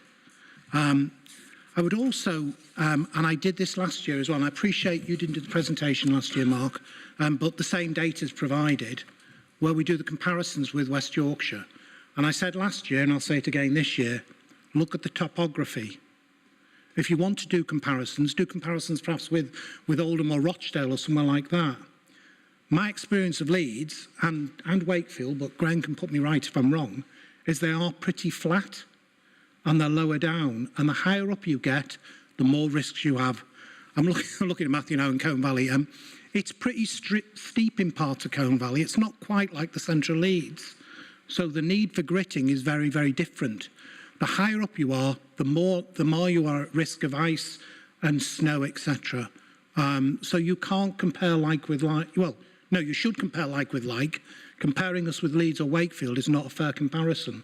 So there's data in here, but to me it's meaningless, because we need to look at areas that have a similar topography to us about how they tackle winter maintenance. And if we have a policy that says health centres and vulnerable people should have access gritted, that should happen across the district. And it shouldn't require, because a new facility's been built, that those ward councillors have got to sacrifice somewhere else and go and explain to residents why their road's no longer going to be gritted because the health centre's moved. Or I also have a centre for, a respite centre for adults with learning difficulties in my ward. Again, there's no gritting to that. So if we have a policy that says we will grit to these places and you've done a review of the policy, I would expect that that review of the policy has identified those areas where they're not supported and have put in place changes to the routes to support those areas, but I'm not hearing that that's happened. I do welcome the stuff on snow wardens. I was aware of that. I'd been briefed on that before, and I will be fully supportive of that initiative. But I would ask you again to go back and look, do proper comparisons with districts that have a similar challenge that we have when it comes to winter weather, not to ones that are flat. And I would also ask that you look again at your gritting policy and make sure that if we are gritting, if we are going to support vulnerable areas and health centres and things like that, that's the whole of the district, and there aren't ones that, because those have moved, that road isn't gritted, and the ward councils are supposed to sacrifice some other road to enable access to those, vulnerable people. So thank you for the update, but I think there's a lot more work that needs to be done in this space. I raised the issue about my health centre last year. You've done a review. I'm hoping you'll be telling me after this meeting that that is now going to be gritted to that health centre, because if you've done a review, I assume that will have been looked at. Thank you, Chair. Thank you for your comments there. So, Graham, do you want to come back in? Yeah, sure. Okay, thanks for the comments, Councillor Taylor. I think justified, really. I've been around winter maintenance for many, many years, and everybody wants every piece of footway or carriageway gritted at the point that the snow drop falls and it wants to be moved. I think I would commend Kirklees for increasing their budget from 1.2 to 1.8 million pounds in recent times, and I can confirm that the budget is for extreme weather and did result in Kirklees overspending last year as well by a further £300,000. So last year you spent £2.1 million on winter service and extreme weather to keep your community safe. I think what has been presented today is an honest review and position statement where we are. Just to remind ourselves, the Highway Act is clear. Section 41, 1A, which came out of the M11 fiasco when government made that amendment to the Highway Act, and said that all local authorities should use all available resources. To complement that, in 2016 and then implemented in 2018, the Code of Practice that's been referred to several times basically said it is a risk-based approach. Yep. So the policy should be no more than we've considered this as a risk-based approach, not necessarily name an health centre, a school or otherwise. It should be a general risk-based approach. And I think I'll take that away now and try to understand the point that you're making there, Councillor Taylor. I think it is about everyone helping and supporting. Back to the comparisons, you're absolutely right. The comparison is around West Yorkshire, and I think it's useful to demonstrate the comparison. Yeah, taking on your points. We could compare it with a variety of different local authorities that spend multi-million pounds on winter service. You mentioned surrounding authorities. They're much flatter, of course they are. And I can remember a discussion more recently in an authority that said, well, if we're going to buy brand new vehicles and have a brand new vehicle on every corner, then that's not affordable. Yeah, and it's certainly not meeting our risk-based approach. So I think what I would say, Chair, is I'll take that back to look at the risk-based approach based on the comment that Councillor Taylor put to the challenge. Okay. Thank you, Graham.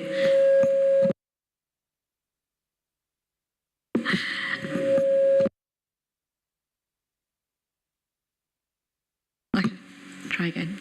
Councillor Bolt. Thanks, Chair. It's nice to get feedback sometimes. I'm not quite sure what feedback that was, really. Quick one, the protocol for requesting changes to routes 2. I would just seek clarity that I don't think in this authority Cabinet members have delegated decision making. So any final approval would either need to be reworded that the service director in consultation with, or that the policy, and any review of a policy should, is taken back to Cabinet for sign-off. So the slide as it was presented, I think the slide does need amending for that. Referring, as John said, on what we asked last year, point 4 on the issues raised talked about the maintenance of active travel routes. It was deliberately worded like that.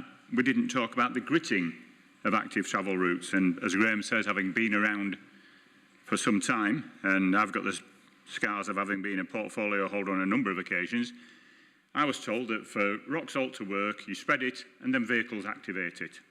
That doesn't work on an active travel route, as Leeds and Bradford and West Yorkshire found when they spent 29 million on a superhighway and had to go out and buy a machine to spread a liquid on it. That's why airports don't have gritters, because aeroplanes wouldn't interact. So winter maintenance is not gritting on active travel routes, and I would turn around to colleagues who've got active travel routes in their areas, such as Spen Valley Greenway and the Ringway, the Calder Valley Greenway through Dalton, Fenny Greenway and others. We don't have a big route through Murfield, so I have to go elsewhere to take benefit. I'd be interested in Kirklees' self-assessment that they've recently submitted to Active Travel England. Did they say their active travel routes are predominantly for social benefit? Because that could affect the funding that you get for transport funding if you've turned around and said, oh, these are just leisure routes. Because, again, the Ringway and Greenway are safe routes to schools. There's probably 6 schools on those 2 routes. We have to promote active travel to achieve carbon reduction. So dismissing them as social benefit and not active travel, as the word implies, and not, as recently been introduced, that doctors and practitioners will now do social prescribing for health. That's not a social benefit, it's a health benefit. So I think there's something there that needs to be looked at. Where's the evidence for what they used at?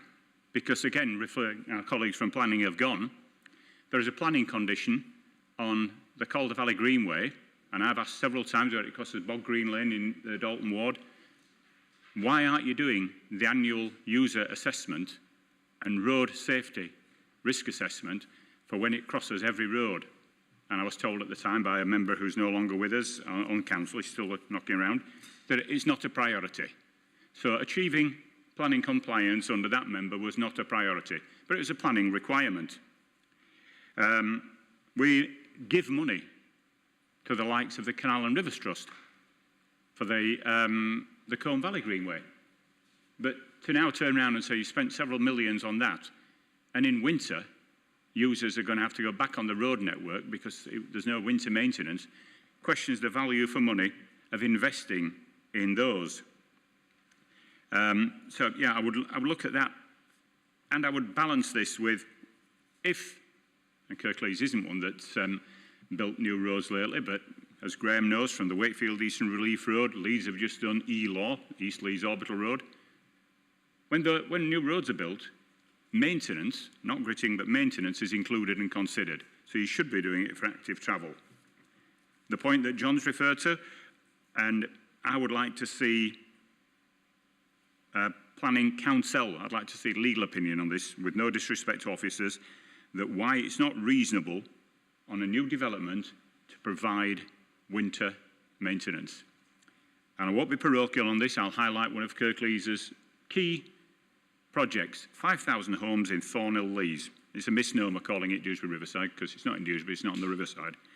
But you're building 5,000 homes, schools, mosques and community centres, and yet you're telling those people that you can't have grit bins because it's not planning policy and it's not reasonable, even though you could be a mile away from the road at the furthest point. As John's alluded to, there are community facilities which don't meet the criteria. Those people are all paying, when they move in, council tax. But because of a flaw in the planning policy, they can't have grit bins. if it was down to a leisure, if they're providing public open space, you put the facility in and there will be what's called a commuted sum. There'll be money to maintain it for several years on a play area. So why the heck can't we do that for grit bins? What we're relying on now, as we've heard, is we're going to have grit dumps in an area, and those people who are moving into these areas are going to have to be told, when they come to the local councils and say, why haven't I got a grit bin? Oh, well, we'll give you a high-vis jacket, a shovel and a pile of grit. And there's several miles of road that's just been built that you've now got them in. I'd like to see this reviewed, as it said. I'd like to see, again, with no disrespect to Matthias and Chris,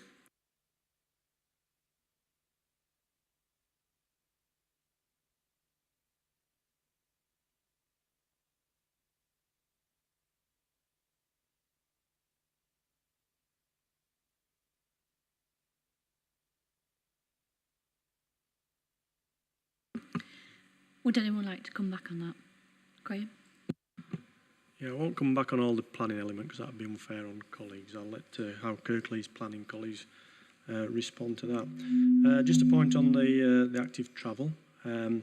Just want to say from a Kirklees officer's point of view, last week I was engaged in a discussion around active travel and active travel 3, and I've raised the points exactly that you've raised there, Councillor Bolt, around providing not only funding for the schemes, but for the future maintenance, inclusive of winter service on these particular locations. Yeah, I repeat myself around risk-based approach because that's what the code of conduct says. But I am continuing to support the view that you're giving at a combined authority point of view, and I will continue to do that. As far as grit is concerned, just to clarify that position, it does hydrate. It's a chemical reaction. So whilst it's not as good as the brine solutions, which you referred to that Leeds are using, they do have their failings, I may add, because they can be washed away very quickly in comparison. But just to put a small piece of grit down on a pavement, it does benefit by having a vehicle movement over that, without a shadow of a doubt. But ultimately, it does hydrate, it does ultimately turn to a solution, and it then will produce the de-icing properties. So it doesn't, it's not the case that it doesn't work, and it's not as reactive and as quick in its process as a brine solution, but it does have a place if we feel that's the way that we would take it forward. just to clarify, as you said, the activation of it by tyres. Talking on active travel routes on our Greenway network, there's a swathe of difference between somebody going around on the road on a 750 by whatever car tyre, 4 car tyres with equal balance, and somebody going out onto a former rail line or a canal path with a 700 by 23 tyre. You're talking masses of difference. So it's the effectiveness of the grit for a bike, for bikes and other things, as opposed to cars. Yeah, I'm not in conflict with you on this. We're with it together. My mountain bike tyres are a little bit bigger than your road bike tyres there. Thank you. Thank you. We'll go on to the next question, which is from Councillor Tyler. Thank you, Chair, and thank you for the presentation, Mark and Graham, there on the answers. Just the first point I'd like to commend is actually the social media and the positive response you've been on that, and how clear lines of communication with the public is sort of warmly received and very useful, and I would very much hope that will be seen across the service as well. But I do have a couple of questions, one on sort of a broader point and then a couple of specifics. On the first, one of the early slides on the presentation, there is talks of the budget growth for the winter maintenance of highways.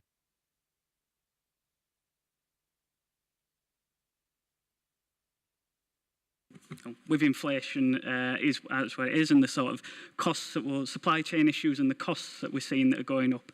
Is there any expectation of what we anticipate that going up by, roughly speaking?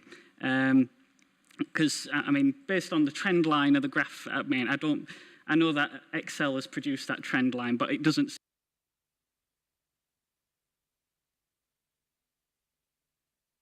broadly the same and have gone up in recent years in terms of the number of gritting runs that have been carried out. How is that going to, with demand staying the same, what are the price implications for that? In terms of supplies of grit as well, do we have any idea how we're doing that? It seems almost blasphemous to be talking about grit in August, or last day of August anyway.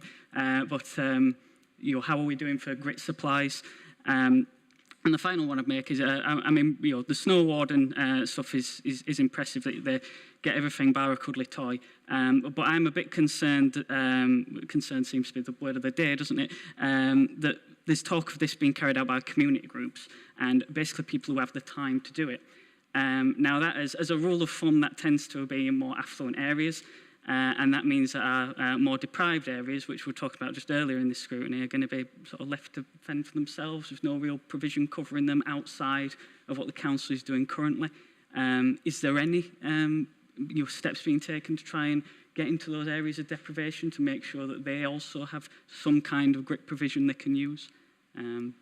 Sorry, I know there's a lot of scattershot things there, but I'd appreciate answers. Thank you. Does Graham want to come in? Yeah. Yeah, okay. Again, great comments there. And I don't think any of officers or councillors are in conflict with this. £2.1 million outturn cost. We know the fuel costs have gone up significantly. What I can do is try to get you a figure based on the current fuel. We've seen a massive inflationary spike in fuel without a shadow of a doubt. Grit supplies, I'm not aware of any particular issues from a supply chain. Not the type that we saw in 2011 when we had the salt cell from the national government of DFT to say close it down, close it down, and we do have a strategic stockpile as well within Kirklees, so that's really positive. The cost of grit has not gone up massively yet, but again that's an area that we're going to have to watch and hold our breath a little bit because transport costs will be the biggest element in there. So I'll not share what that cost is because I don't think it's right at this particular meeting, but I will come back and we'll look at that. So 2.1, is that likely to go up? Possibly, yeah. But again, referring back to the graph that Mark put up earlier, you can have 70 grits in 1 year on an average. You can have 180 in extreme. I can't second guess, and I don't have a crystal ball as to whether the winter's going to be good, bad, or indifferent.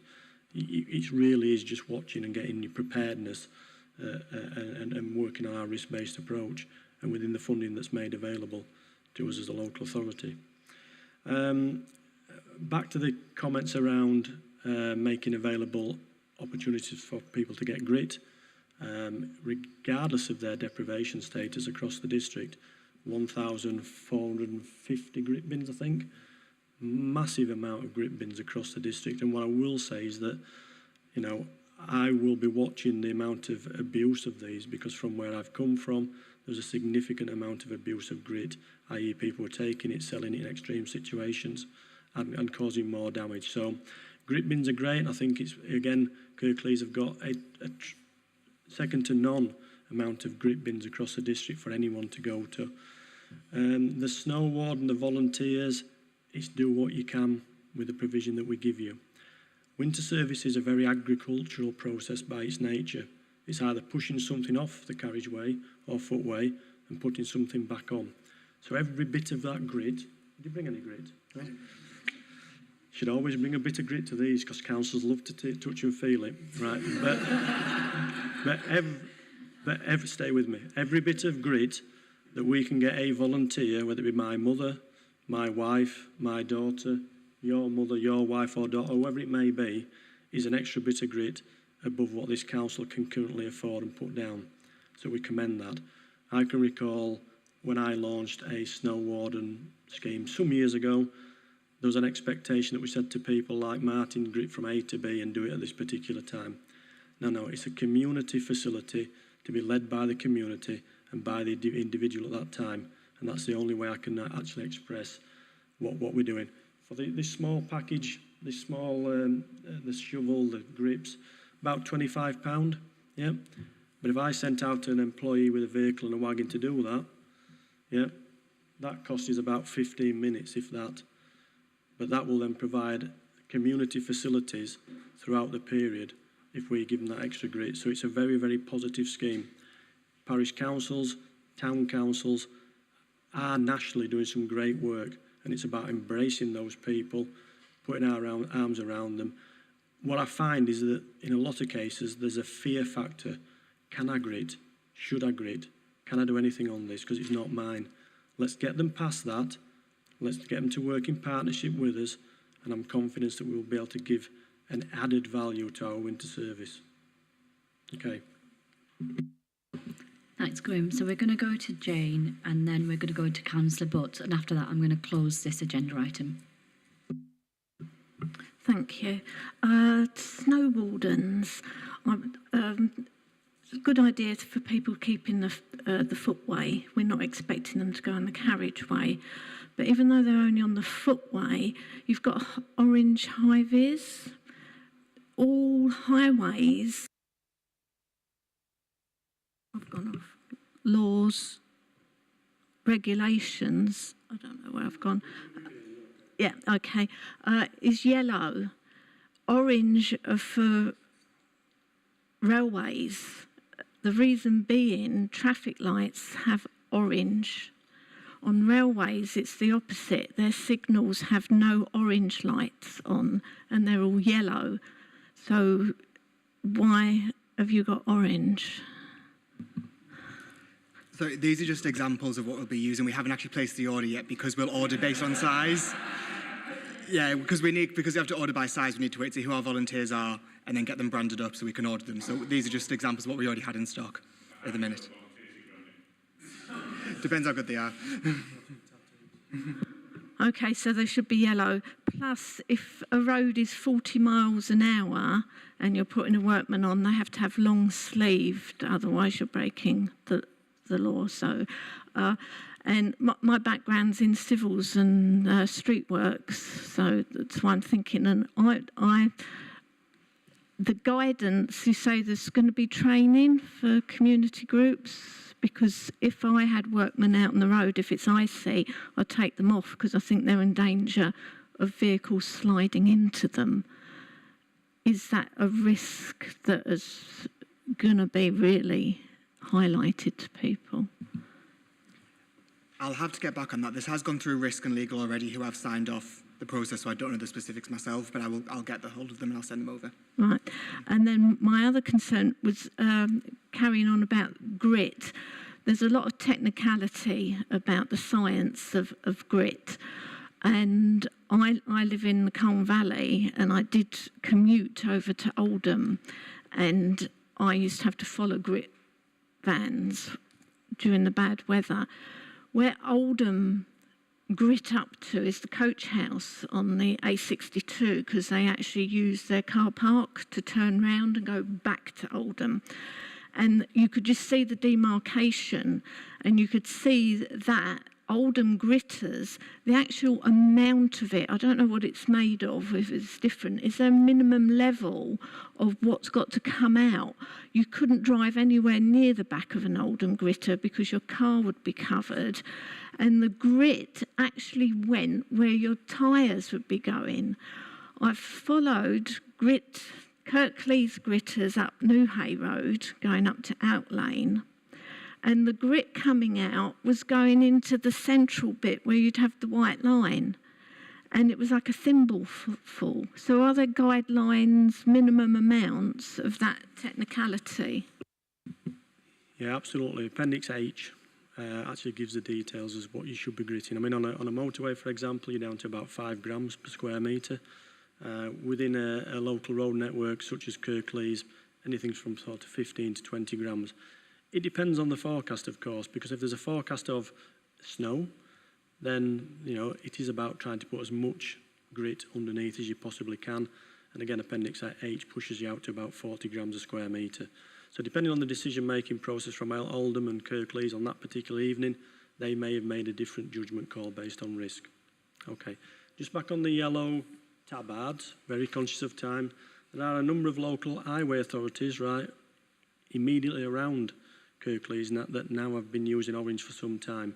I'll get the clarification as to what the legalities are, but my understanding initially was the orange was for Network Rail, right, but it has changed now, and there's, as I say, there's authorities around us, their highway maintenance people are dressed from head to toe in orange, including the tabard.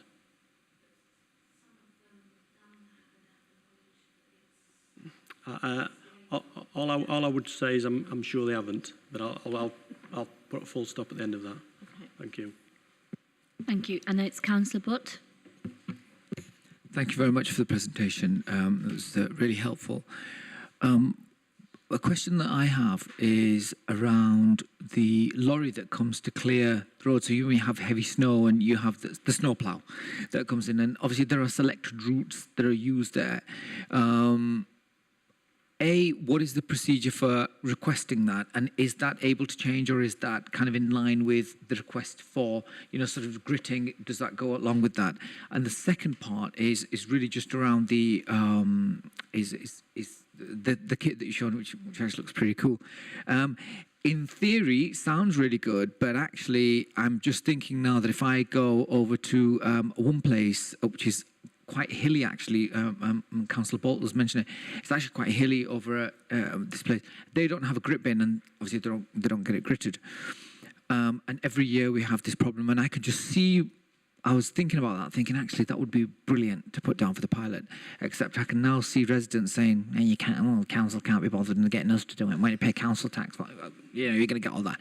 And actually, I see Viv, Steve, and I being the wardens, the volunteers ourselves.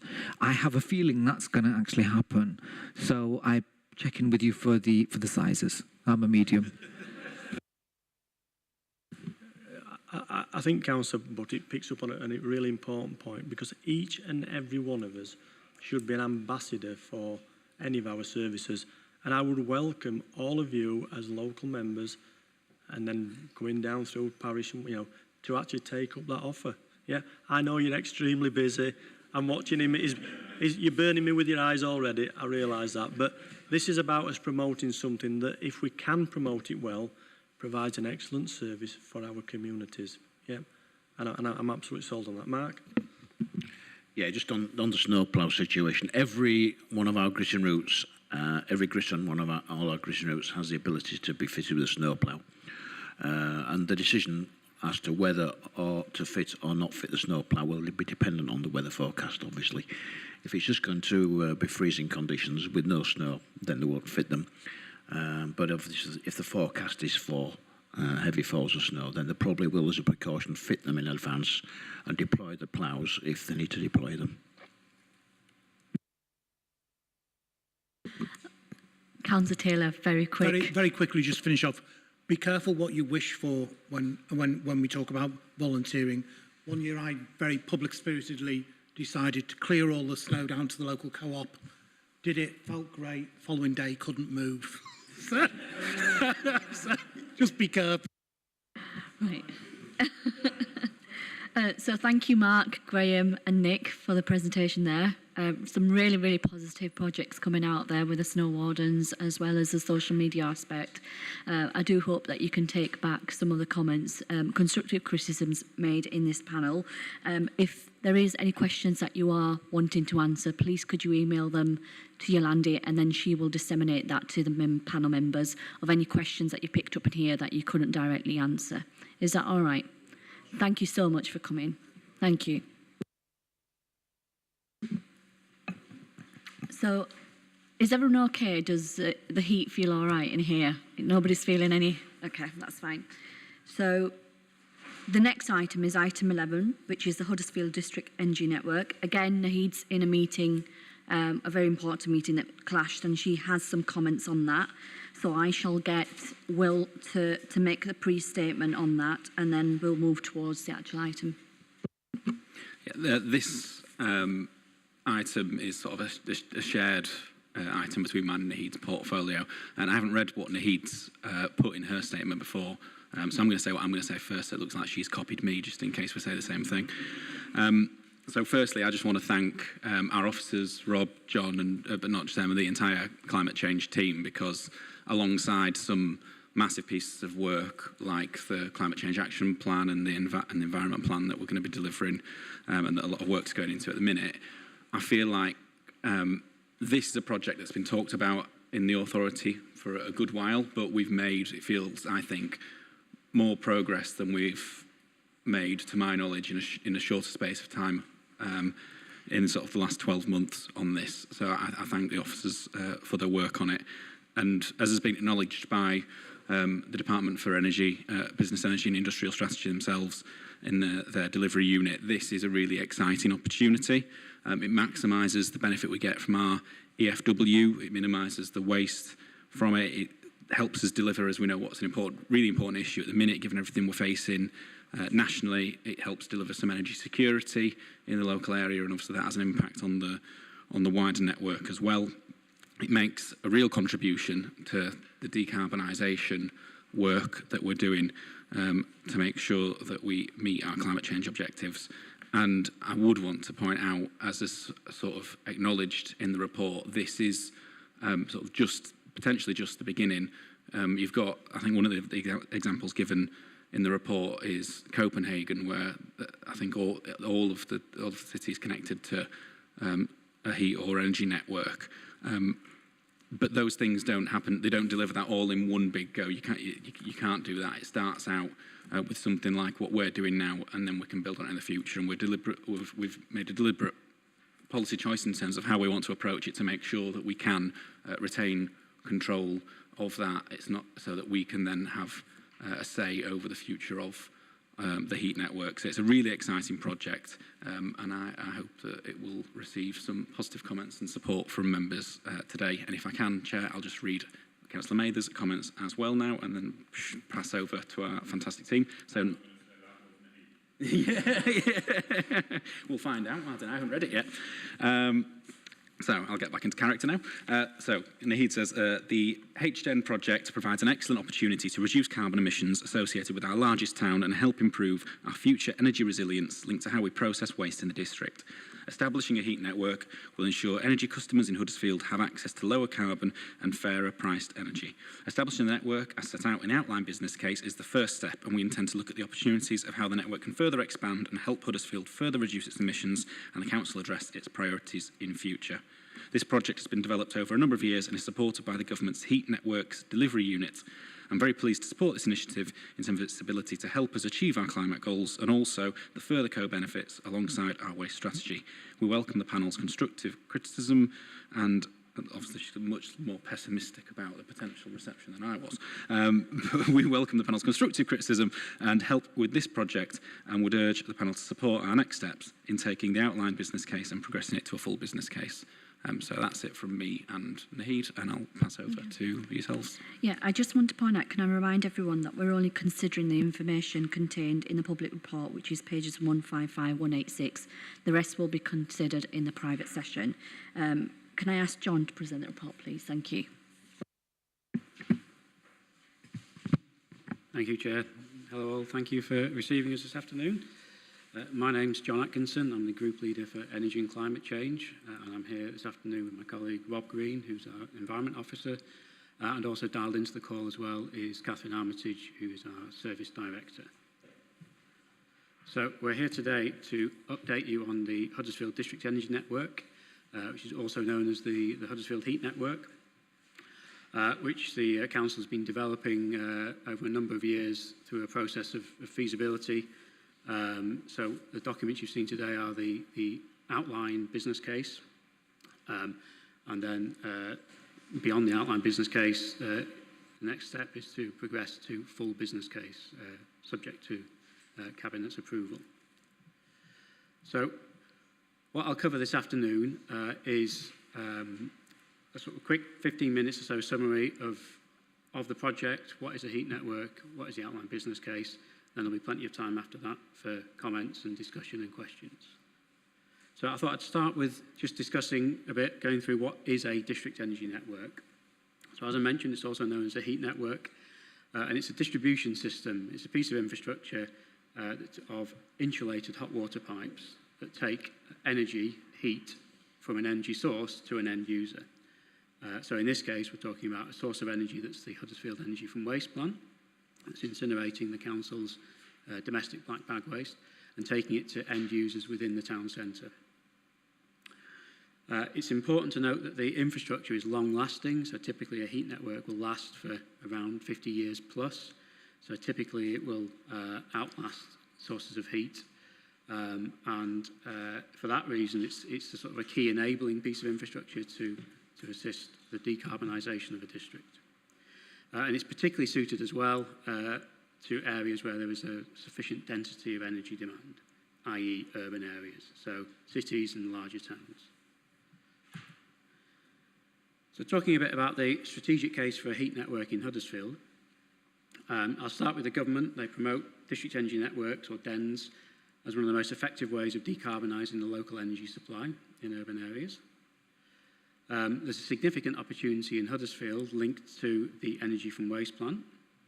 I think, as you're probably aware, that facility is approaching its recontracting as part of the waste strategy renewal. There's an opportunity there to utilise that energy to deliver to heat and power to key council and partner buildings. That will contribute to the district's net zero carbon emissions target of 2038. It's an opportunity to align that with the waste services contracts and deliver co-benefits.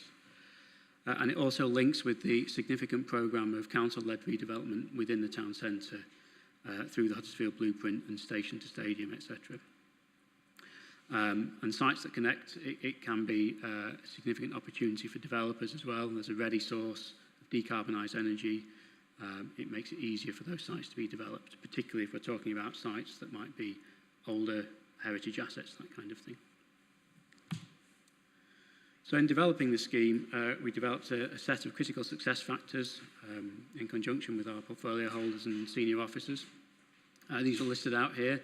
I'll just highlight the top two. The first one, in terms of ranking, was the environmental performance. So the scheme must have a clear strategy providing an affordable, secure, low-carbon supply of heat in the short, medium and long term and support our net zero carbon objective. Below that is the financial returns. So effectively, the council has control of where the financial benefits of the scheme accrue. It must deliver a threshold internal rate of return to the council to justify investment against the associated risk and non-fiscal reward, i.e. it must be an economically viable proposition.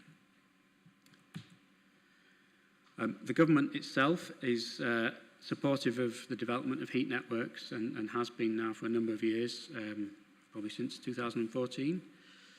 They're identified as a key technology that will aid decarbonisation in the UK heat and building strategy, published last year. It's been supported, the project development has been supported through the Heat Network Delivery Unit, which is an arm of the Department of Business, Energy and Industrial Strategy. So the council has received over 300k of funding from the HNDU that has paid for this outline business case report. And then in March this year, the government has also launched the new Green Heat Networks Fund, which is a 3-year, £288 million capital grant fund. So what that will support then is the commercialisation and construction of new low and zero carbon heat networks. So that's the next step beyond an outline business case, the development of full business case onwards. It can be supported by the Green Heat Networks Fund. And to that end, the council has applied to the round 2 of the GHNF, which was a deadline at the end of last week, for over £8 million, which will support first the commercialisation, which is the next step, the final feasibility to develop the outline business case to full business case, and then eligible costs associated with the construction of the heat network as well. And just to highlight there as well, you've got a copy of the letter from the HNDU, but it is highlighted by their head of investment as one of their most exciting opportunities in their national portfolio as well. So I'll talk a little bit now about the actual, what the network will look like, what it'll be comprised of for Huddersfield. So effectively, the network's been designed to accommodate multiple future heat and power sources, and it's been designed to expand over time to accommodate more energy users. So the extent of the network at this stage is to provide the basis for establishing a viable and economically viable heat network. Over time, then, once it's established and generating a cash flow, we can look to how it will expand in future years as well. The heat loads, the customers of the heat network are primarily council sites and other public sector as well. This includes 4 external partners that have been identified for their ability to commit to a long-term, stable energy contract offer. The network as well is resilient in that there will be backup heat provided by gas boilers in the energy centre, which I'll talk a bit about the plan in a moment. I realise it's not particularly clear on the big screen. And there will be thermal storage included as well to allow flexibility of energy demand in the network. The network is designed to supply heat and power from the EFW. So that's heat through the medium of hot water and electricity as well through a private wire electricity network. If you look at the diagram on the right-hand side there, you can see the red line is the main trunk route of the network. So it goes from the top end, the northern end. The green star signifies the energy from waste plants. It comes down Great Northern Street, crosses Leeds Road, around the bottom of the Southgate site, and that black star there is the proposed energy centre, which I'll talk a bit about in a moment. It would then cross Southgate into the town centre and cover off most of the town centre area there. I would stress that this route at the moment is still subject to change. It's influenced by a range of factors, including other developments underway in the town centre, the range of highway schemes currently underway as well in and around the town centre, and also what may lie beneath as well, the highway. So at the moment, extensive intrusive survey work has not taken place. So again, through the development of the full business case, we'll be looking to identify any potential pinch points or constraints that might arise that way. So I'll talk a little bit now about the energy centre. So this is separate to the energy from waste plan, and as per the previous map, it's proposed to be located on number 37 Old Leeds Road. So you can see that aerial photo at the bottom left there. The northern section of that site there, the top end, that is the Southgate site, the former Huddersfield Sports Centre site. And immediately to the left is the council's data centre. So the site there is currently vacant, and it's proposed that that will house a facility that contains the pumps to pump the hot water around the network. The representation at the top right is the water storage, i.e. energy storage accumulators, which provides a means of smoothing out energy supply and demand. And then the yellow flue is at the front there, and that's just a means of making that look a bit more attractive.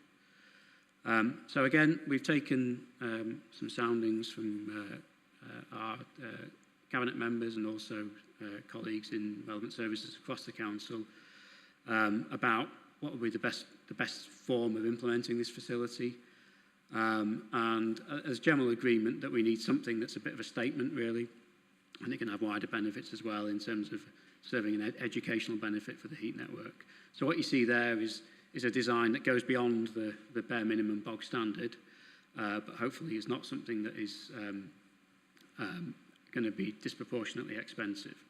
So we tried to include several features there that make it quite attractive. The yellow flue cladding is designed there to turn it into a bit of a feature. It's not strictly necessary for the operation of the flue, but it makes it look like a bit more distinctive. And what you can see in the line that runs down the centre there, that's the front corner of the building that looks out onto the road junction there. And that's a sort of a corner window so that any foot traffic that goes past there, for example, between the university sites, will be able to see into the facility as well and see what's happening inside.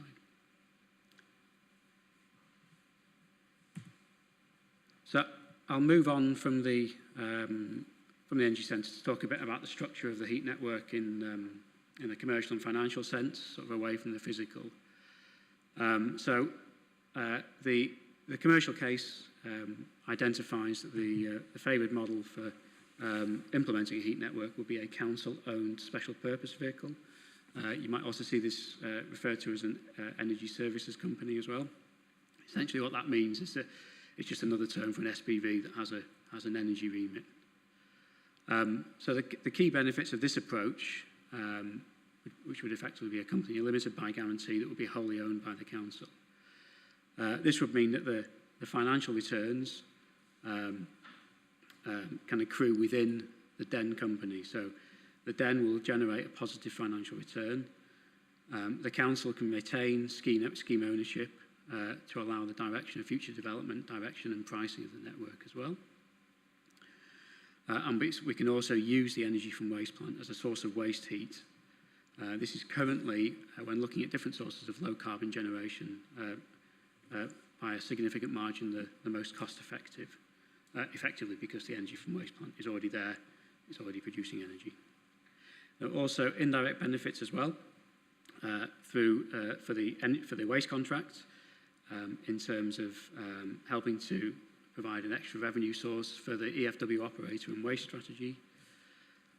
It provides a heat price offer that we can provide as being lower than business as usual alternatives for customers that could connect in the town centre.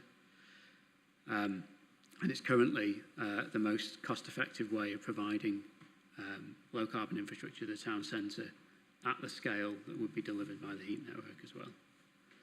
I think the key points in terms of financial returns are that the network achieves a positive rate of return. It would require council borrowing to fund the construction of the network, but it would pay this back over the 40-year term, plus deliver a dividend as well. So in terms of benefits realisation and risk management of the network, I've talked through some of these points on the benefits on the left-hand side there already. I guess the key driver for the project is the significantly reduced carbon emissions. This is effectively, well, there's two elements to this. The first being that it would deliver carbon emissions reductions of approximately 68% over typical gas boilers, which is the sort of the business as usual scenario. Then there's a value to the network as well in terms of the infrastructure that will last beyond any individual source of heat as well. So it can provide an enabling infrastructure for future low and zero carbon sources of energy as well. It provides increased resilience to the local energy supply through energy that is used locally and can provide local dividends through the income into the special purpose vehicle. Again, the council can look to leverage social benefits through the network pricing strategy and particularly identify sort of certain key audience where we might want to incentivise their connection. I mentioned at the beginning that there's strong and consistent support from the government with associated funding. And then finally, that there is a solution for the council town centre asset base that will help reduce the emphasis on building fabric improvements whilst also delivering the return for the council. And it is worth bearing in mind in the context of the range of town centre buildings that we have that are, like this building, architecturally significant, not particularly easy to deal with. If we can identify a source of heat at the point of entry, it does reduce the burden on building fabric improvements as well, and energy efficiency in that sense. In terms of the key risks associated with the scheme, clearly it's obviously a scheme of quite significant scale, and we're proposing that the council's effectively getting involved with a project that it hasn't done before and is different to what the council will usually do. So this is a sort of summary of those risks. I suppose the main one is there is a significant challenge in the alignment of the energy from waste procurement and the council's EFW and waste contract process. From the point of view of the district energy network, that's mainly that the waste contract process is fairly well advanced, and so the timescales are fairly tight for us to incorporate the district energy network in that process. But we do think that that is a significant opportunity for potential operators of the EFW to achieve a further revenue source and also to achieve their own net zero ambitions. There is a private wire network risk as well in terms of the private wire. That's the provision of electricity. That provides a significant commercial uplift to the scheme in terms of income. But it does mean, in doing that, because of the complexities of the electricity market, the heat would be sold by the SPV, the energy services company, but it would be the EFW operator that would need to sell the electricity supply using the private wire network supplied by the heat network company. So there's a bit of a sort of a division of responsibilities there, and there's a need to balance that risk and reward for the EFW operator and the HDEN company as well. And then linked to that alignment of timescales is fairly critical. There's lots of moving parts to this scheme, both at the other end as well, in terms of the connection with development sites in the town centre as well. The funding of the network is as ever a risk to the scheme as well. I mentioned the Green Heat Network Fund scheme. With a fair wind, we hope to have a successful application to that for commercialisation costs and also construction costs as well, which can fund up to 50% of the eligible construction costs for the heat network. And then as well, there's a sort of global situation around energy and asset price fluctuations as well. The provision of having a local heat network can help provide some protection locally against basically anything that comes from the national networks for gas and for electricity, so it does provide a degree of resilience. And then the final point to cover there is in terms of customer acquisition risks, both the council and external parties as well, it's assumed at the moment that they will want to connect. The commercial arrangements and the contracts resulting in connections are not yet in place, and that's something that we would look to achieve in developing the outline business case to a full business case. So what this slide does is just illustrate the next steps, really, and how we expect to go from where we are now to construction of a heat network. So at the left-hand side, the red box there, so this is a sort of prerequisites and enabling work. These are things that we've identified through the development of the outline business case study that needs to happen now. So that's effectively the Green Heat Network Fund application and the work to align the DEN with the energy from waste plan. They are both underway, and there's funds for that within the council capital plan. And the reason for both of those is that they're very time critical. We need to act now to A, achieve the potential of the Green Heat Network Fund award, and also to make sure we can fit in with the procurement of the operator of the energy from waste plant. Then moving to the right, you see commercialisation. So that's effectively the name that's given to the development of the outline business case to the full business case stage. That will take place between approval and 2024 at the cost of approximately 1.2 million. And the output of that is effectively a range of procurements and the production of a full business case. That means we can proceed to construction of a heat network. So there will be a final decision point for Cabinet at full business case, assuming that they approve the outline business case. And then at the right-hand side there, you've got construction and operation. So effectively, that's the process that which we would then construct the heat network. That will take place between 2025-26 year and 2037-38 at a full cost of approximately 21 million. That intends to be funded through three main sources of income. The first being council borrowing, second being an anticipated Green Hit Network Fund award, and the third being that the network over that period will be coming on stream and generating its own cash flow and its own surplus that will help pay for that expansion cost as well. And the reason for that extended timescale there is that there's a number of sites as well where we have buildings we want to connect, but which may have more modern energy infrastructure. So where you've got a relatively new current gas boiler plant, there's obviously quite a bit of investment that have been already gone into that. The answer there is that would run its course, and then at the point of end of life, that would be disconnected and then connect to the heat network.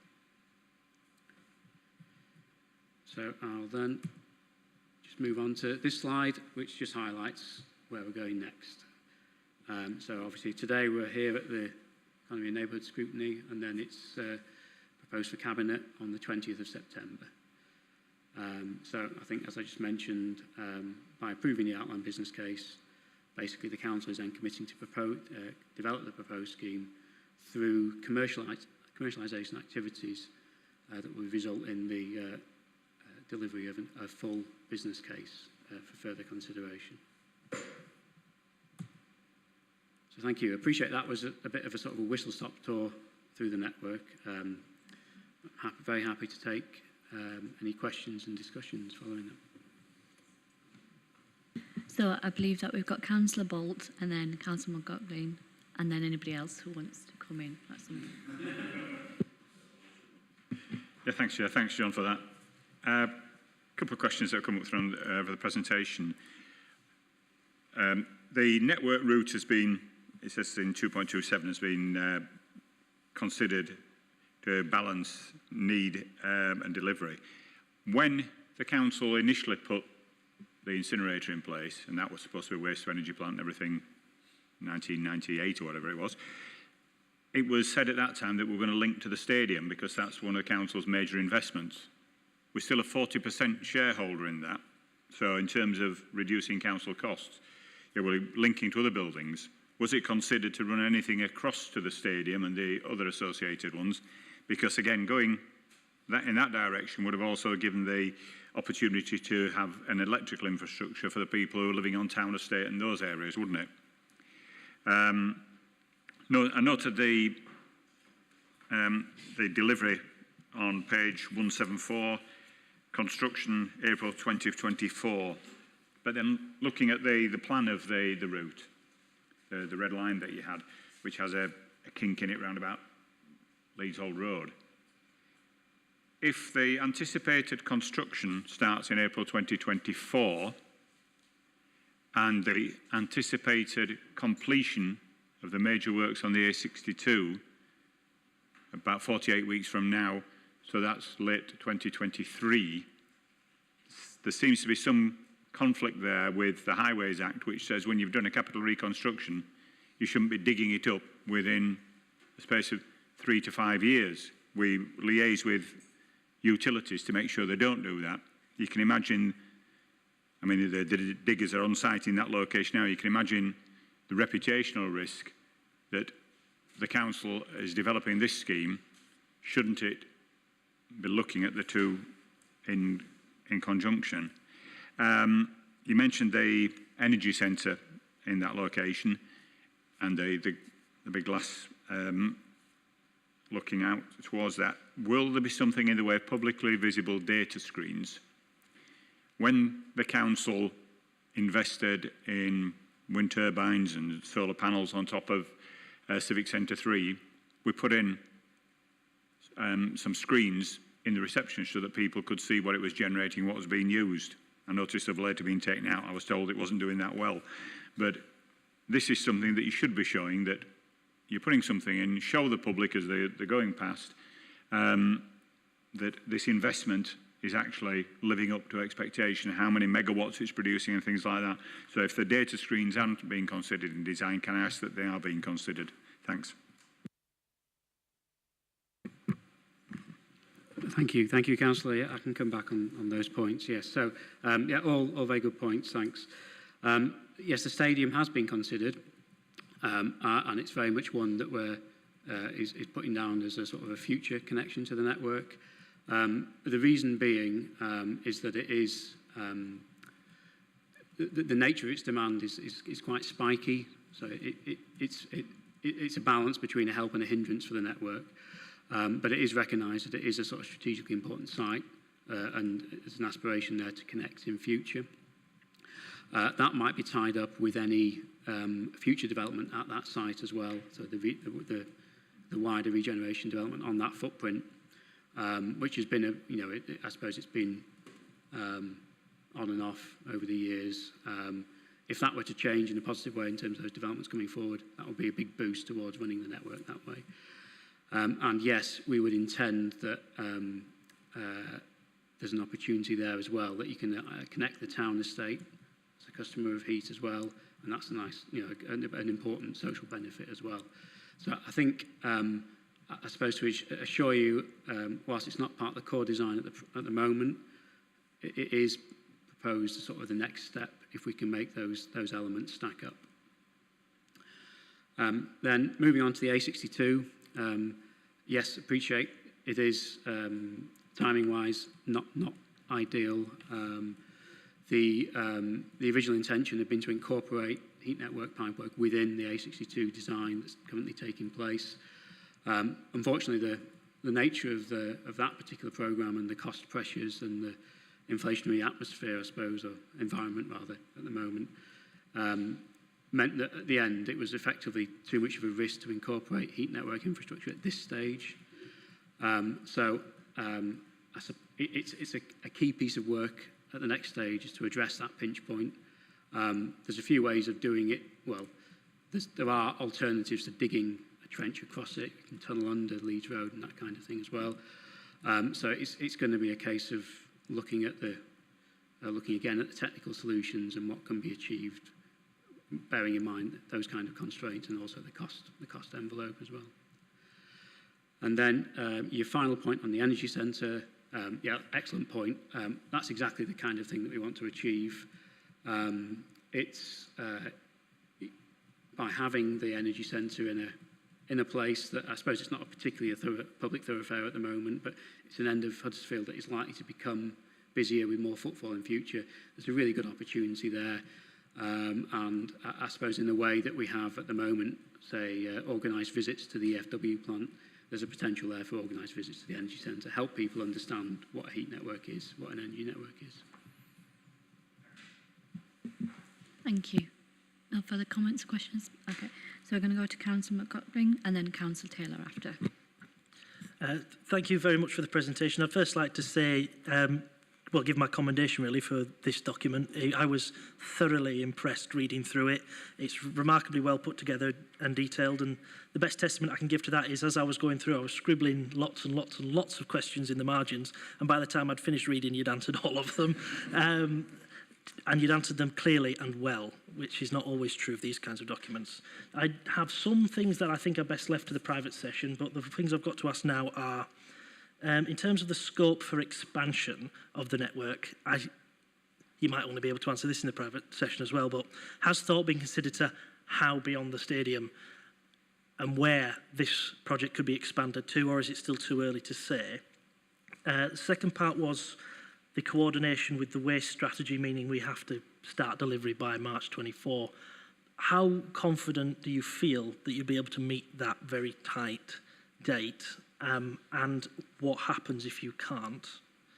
And thirdly, one of the things you asked the Cabinet for in this paper is retrospective authority for the Strategic Director to put in a bid to the GNFU on our behalf. This might be an impertinent question, but please tell me that the Strategic Director did at least consult privately with the Cabinet members, Cabinet Member Simpson, Mather and Davies before he did that. I do have more, but like I say, I'll keep it for the private session. Well done. I can take those if you want, John. I'm quite happy for you to. First question, yes. Third question, yes. Second question, I've forgotten what he said, so I'll pass to John for that one. Oh, it was the timescales of delivery, wasn't it? Yes. Yeah. Obviously, it is a tight timescale, and we want to make sure that we get the network up and running as soon as possible, because the EFW itself will only have so much lifespan, and the length of which doesn't last the length of the energy network. But as John's described, you can plug something else in afterwards.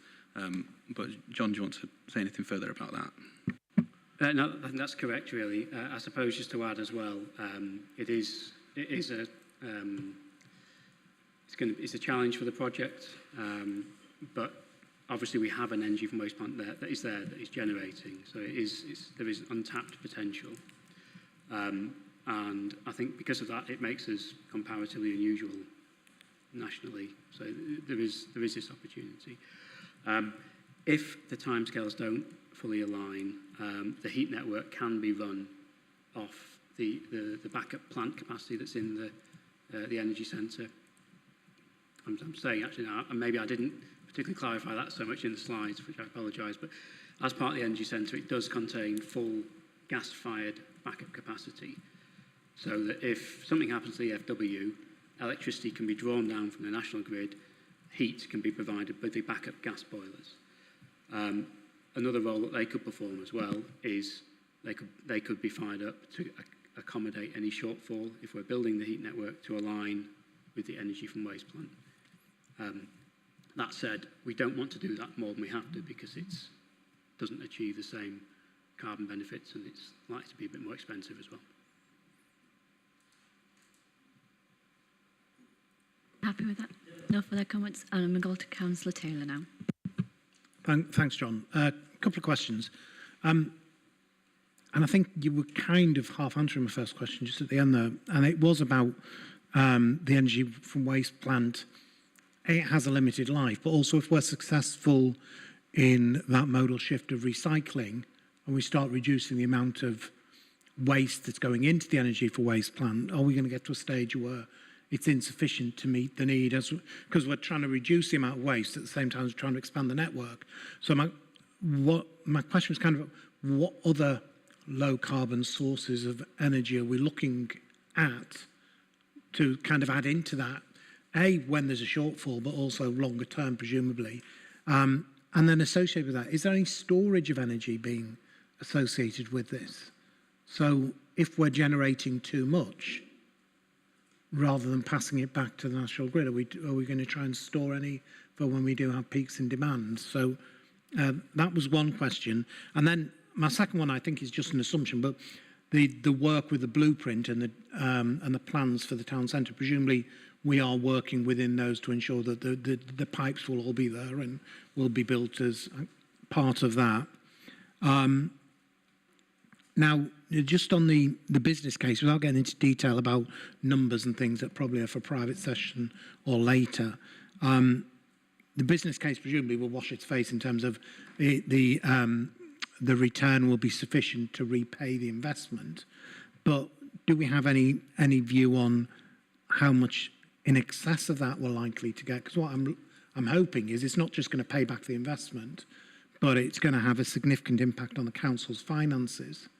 Because presumably all of the dividends that you talk about in the DEN company, I think it was a DEN company, will accrue to the council, and therefore this will help us with financial challenges in the future years, you know, the 2030s, 2040s kind of thing. And then just building on Martin's comments about having, you know, sort of some screens in the energy centre that showcases what it's doing and what it's delivering. I just wonder whether there's, again, going back to the blueprint, an opportunity perhaps to look if there's somewhere in the library or in the museum that we could do something, or even a live feed of how it's working, because that's where you're going to get more people. And if we want to promote what we're doing and showcase what we're doing because it's different and innovative, it's probably those locations rather than the site down on Leeds Road that perhaps would be the better place to demonstrate that. So that's just perhaps some thinking to talk to the guys in the blueprint world about what the possibilities are there perhaps. And that's it from me, I think. Thank you. Yeah, if I come back on the final point first, because it was an easy one, that's a really good idea. Yeah. I think I think any kind of suggestion like that about how it's held, sort of aiding public understanding is welcome. Yeah. Thank you.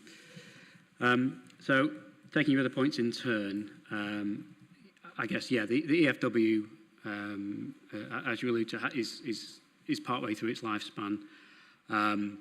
So the way we're looking at it is that it's a ready source of energy. It's been designed to supply an energy network, as we probably know. At present, if we didn't have well, in fact, we're in a period of transition between, if we didn't have an energy from waste plant, if we were having this conversation sort of 5 years ago, we'd probably be looking at a large gas-fired combined heat and power plant. So it's still burning gas, but it's optimised and is much more efficient than individual building boilers. But they're very quickly sort of becoming not really an acceptable version for a heat network, because they don't deliver the carbon saving that's required.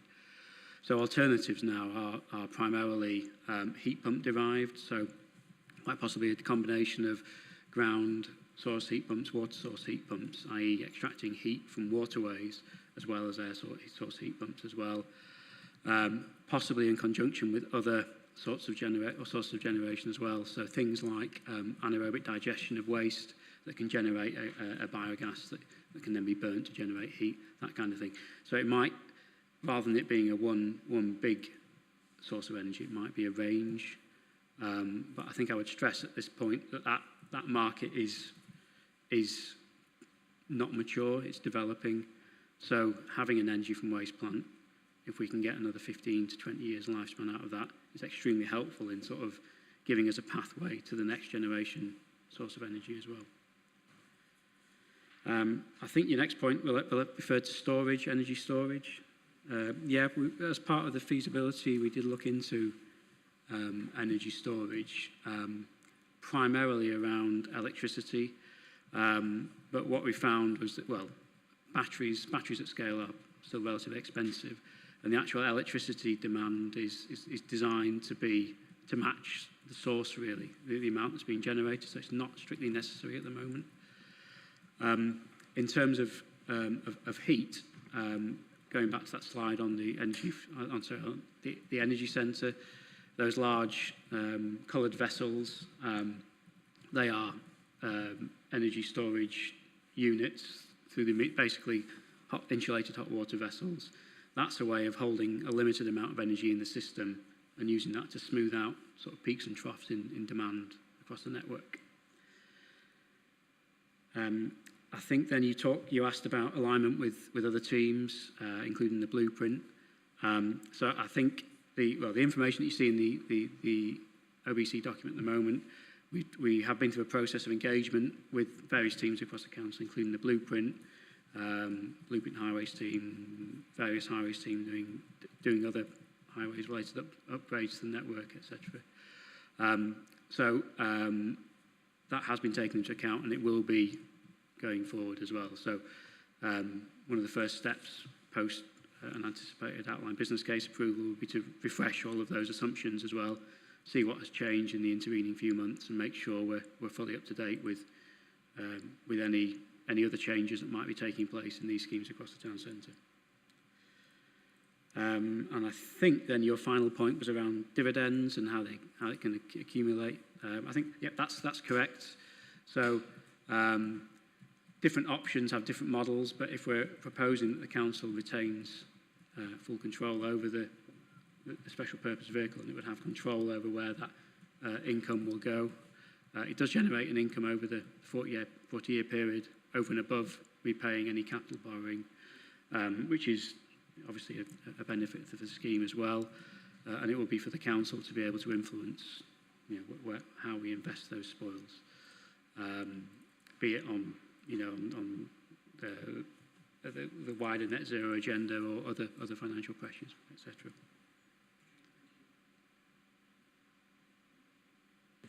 Does anyone have any further comments or questions? You do?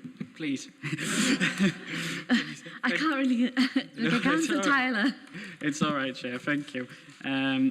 Again, I can only be as positive as Matthew has been. I think my positivity is only tempered by the realisation that if I'm lucky, I'll be having a midlife crisis when this is all completed. But as much as I want to praise it now, there are bits I do want to scrutinise, and particularly regarding the energy centre and the gas boilers that have been there. Now, I know that there is, I don't know if it's law yet, but there are plans to ban gas boilers for domestic properties. I appreciate that won't apply to the energy centre, but how does that align with climate commitments having gas boilers in there? The rest is more about, well, the other part is sort of touched on by John about the capture of the energy, and is there a way, how we intend to make sure residents get the benefit from that? I understand this is very sort of town centre orientated, which is great, it's brilliant, but making sure that residents, particularly along the Leeds Road corridor, which, going back to what I was talking about earlier, areas of deprivation there, they greatly benefit from what this can offer. And the final point is more of a broad question. I understand we don't want to necessarily count our chickens here, but this is going to net us quite a bit of money as a council as well. In terms of reinvesting that money and how we may look to use that money, I appreciate it's quite in the distant future, but are there any plans or thoughts at this stage for where that will be best spent?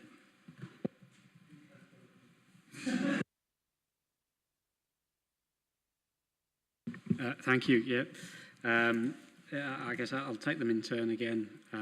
So the point about gas boilers as backup, which is a good point, and the answer really is the basis of the network as a low carbon proposition is around the primary source of energy. So the backup source of energy is only designed to run at a comparatively low amount of time. So whenever the EFW plant would be offline. So it's effectively the result of a sort of a payoff between that limited timescale and the cost of an alternative source of heat. And the other element is a sort of technical, the design requirement of the network as well. So whilst gas is looking increasingly relatively high carbon, the big advantage of it is that and that's what we're finding nationally at the moment as well, gas, you can switch it on and off very easily. So when it comes to providing like that backup capacity, the ability to do that's obviously extremely important. Whereas if you're looking at alternatives like heat pump derived technologies, they're more passive in their design. You can't just flick a switch and they come on. So that's the reason for the boiler backup. You talked about residents benefiting as well. I think that is a very good point, and yeah, thank you for raising that. I suppose there are complexities around supplying domestic supplies of energy, and it's a significantly more onerous thing to do. But I think the main answer is that what we're trying to do with the heat network at this stage is to provide a basis for a network that is viable and can start generating an income. Once that is underway, we can then look at, I suppose, elements of how we would increase that social value to the council, and that's when it might link with other agendas as well, like as you say, deprivation, alleviation, that kind of thing. And again, I know there was an earlier point about kind of future development of the network. Then that might well link with other things that come forward on, say, on the Leeds Road corridor. You know, that's likely to be an artery where there's going to be future development as well. So it probably depends too on how different schemes align and if there becomes sufficient basis for a sort of a network spur in future. Will, do you want to come in? Yeah, just to, sort of, to add to what's been said and in response to one of Tyler's questions. At the moment, we do project it's going to make, not just, as we say, wash its face, but make a very, in my view, satisfying financial return for the council. We can't say at this stage where we'd spend that, it's far too soon, but I'd like to think, and if I'm still a councillor at that stage, I will be arguing that I think that should be returned to other sustainability, climate change projects, and that would be an appropriate use of that. But, you know, that'll be a decision for the Cabinet Council at that time. You made the point about your midlife crisis, Tyler. Since I've joined Kirklees Council, my hairline has shot back at an alarming rate. And my challenge to the council is to get this up and running whilst I've still got some hair. So hopefully, yeah, exactly. Hopefully we'll meet that challenge, and hopefully at least one of us will still be here, thanks Martin, to have a say over how that's spent. And just on the blueprint point as well, John, Turner and Townsend are also, as well as council officers, Turner and Townsend are aware of the heat network, and that has been considered as they're continuing to do their work alongside us with the blueprint, so partners are aware of it. Okay, I can't see any other further comments and questions or hands raised. Again, I'm not going to repeat what my colleagues have said, but yeah, it's a fantastic project, and thank you, John, for giving that really innovative presentation and also project, and obviously your colleagues there, Rob and Catherine, well done to you as well as a director. I'm really looking forward to this project taking off, and I can't wait to see the results of that, hopefully sooner rather than later. So what we're going to do now is we're going to go on to item 12, which was going to be exclusion of the public for this part of the meeting for legal reasons. So what we're going to do is, if you're okay, I know the meeting's gone on longer than we anticipated. I don't know about you guys, but I would appreciate a 5-minute quick break just to use toilet facilities. And then we'll come back for the meeting. So we are now at 4 o'clock as we speak. So if you come back for 5 minutes past 4, and then we'll continue with a private session. Thank you.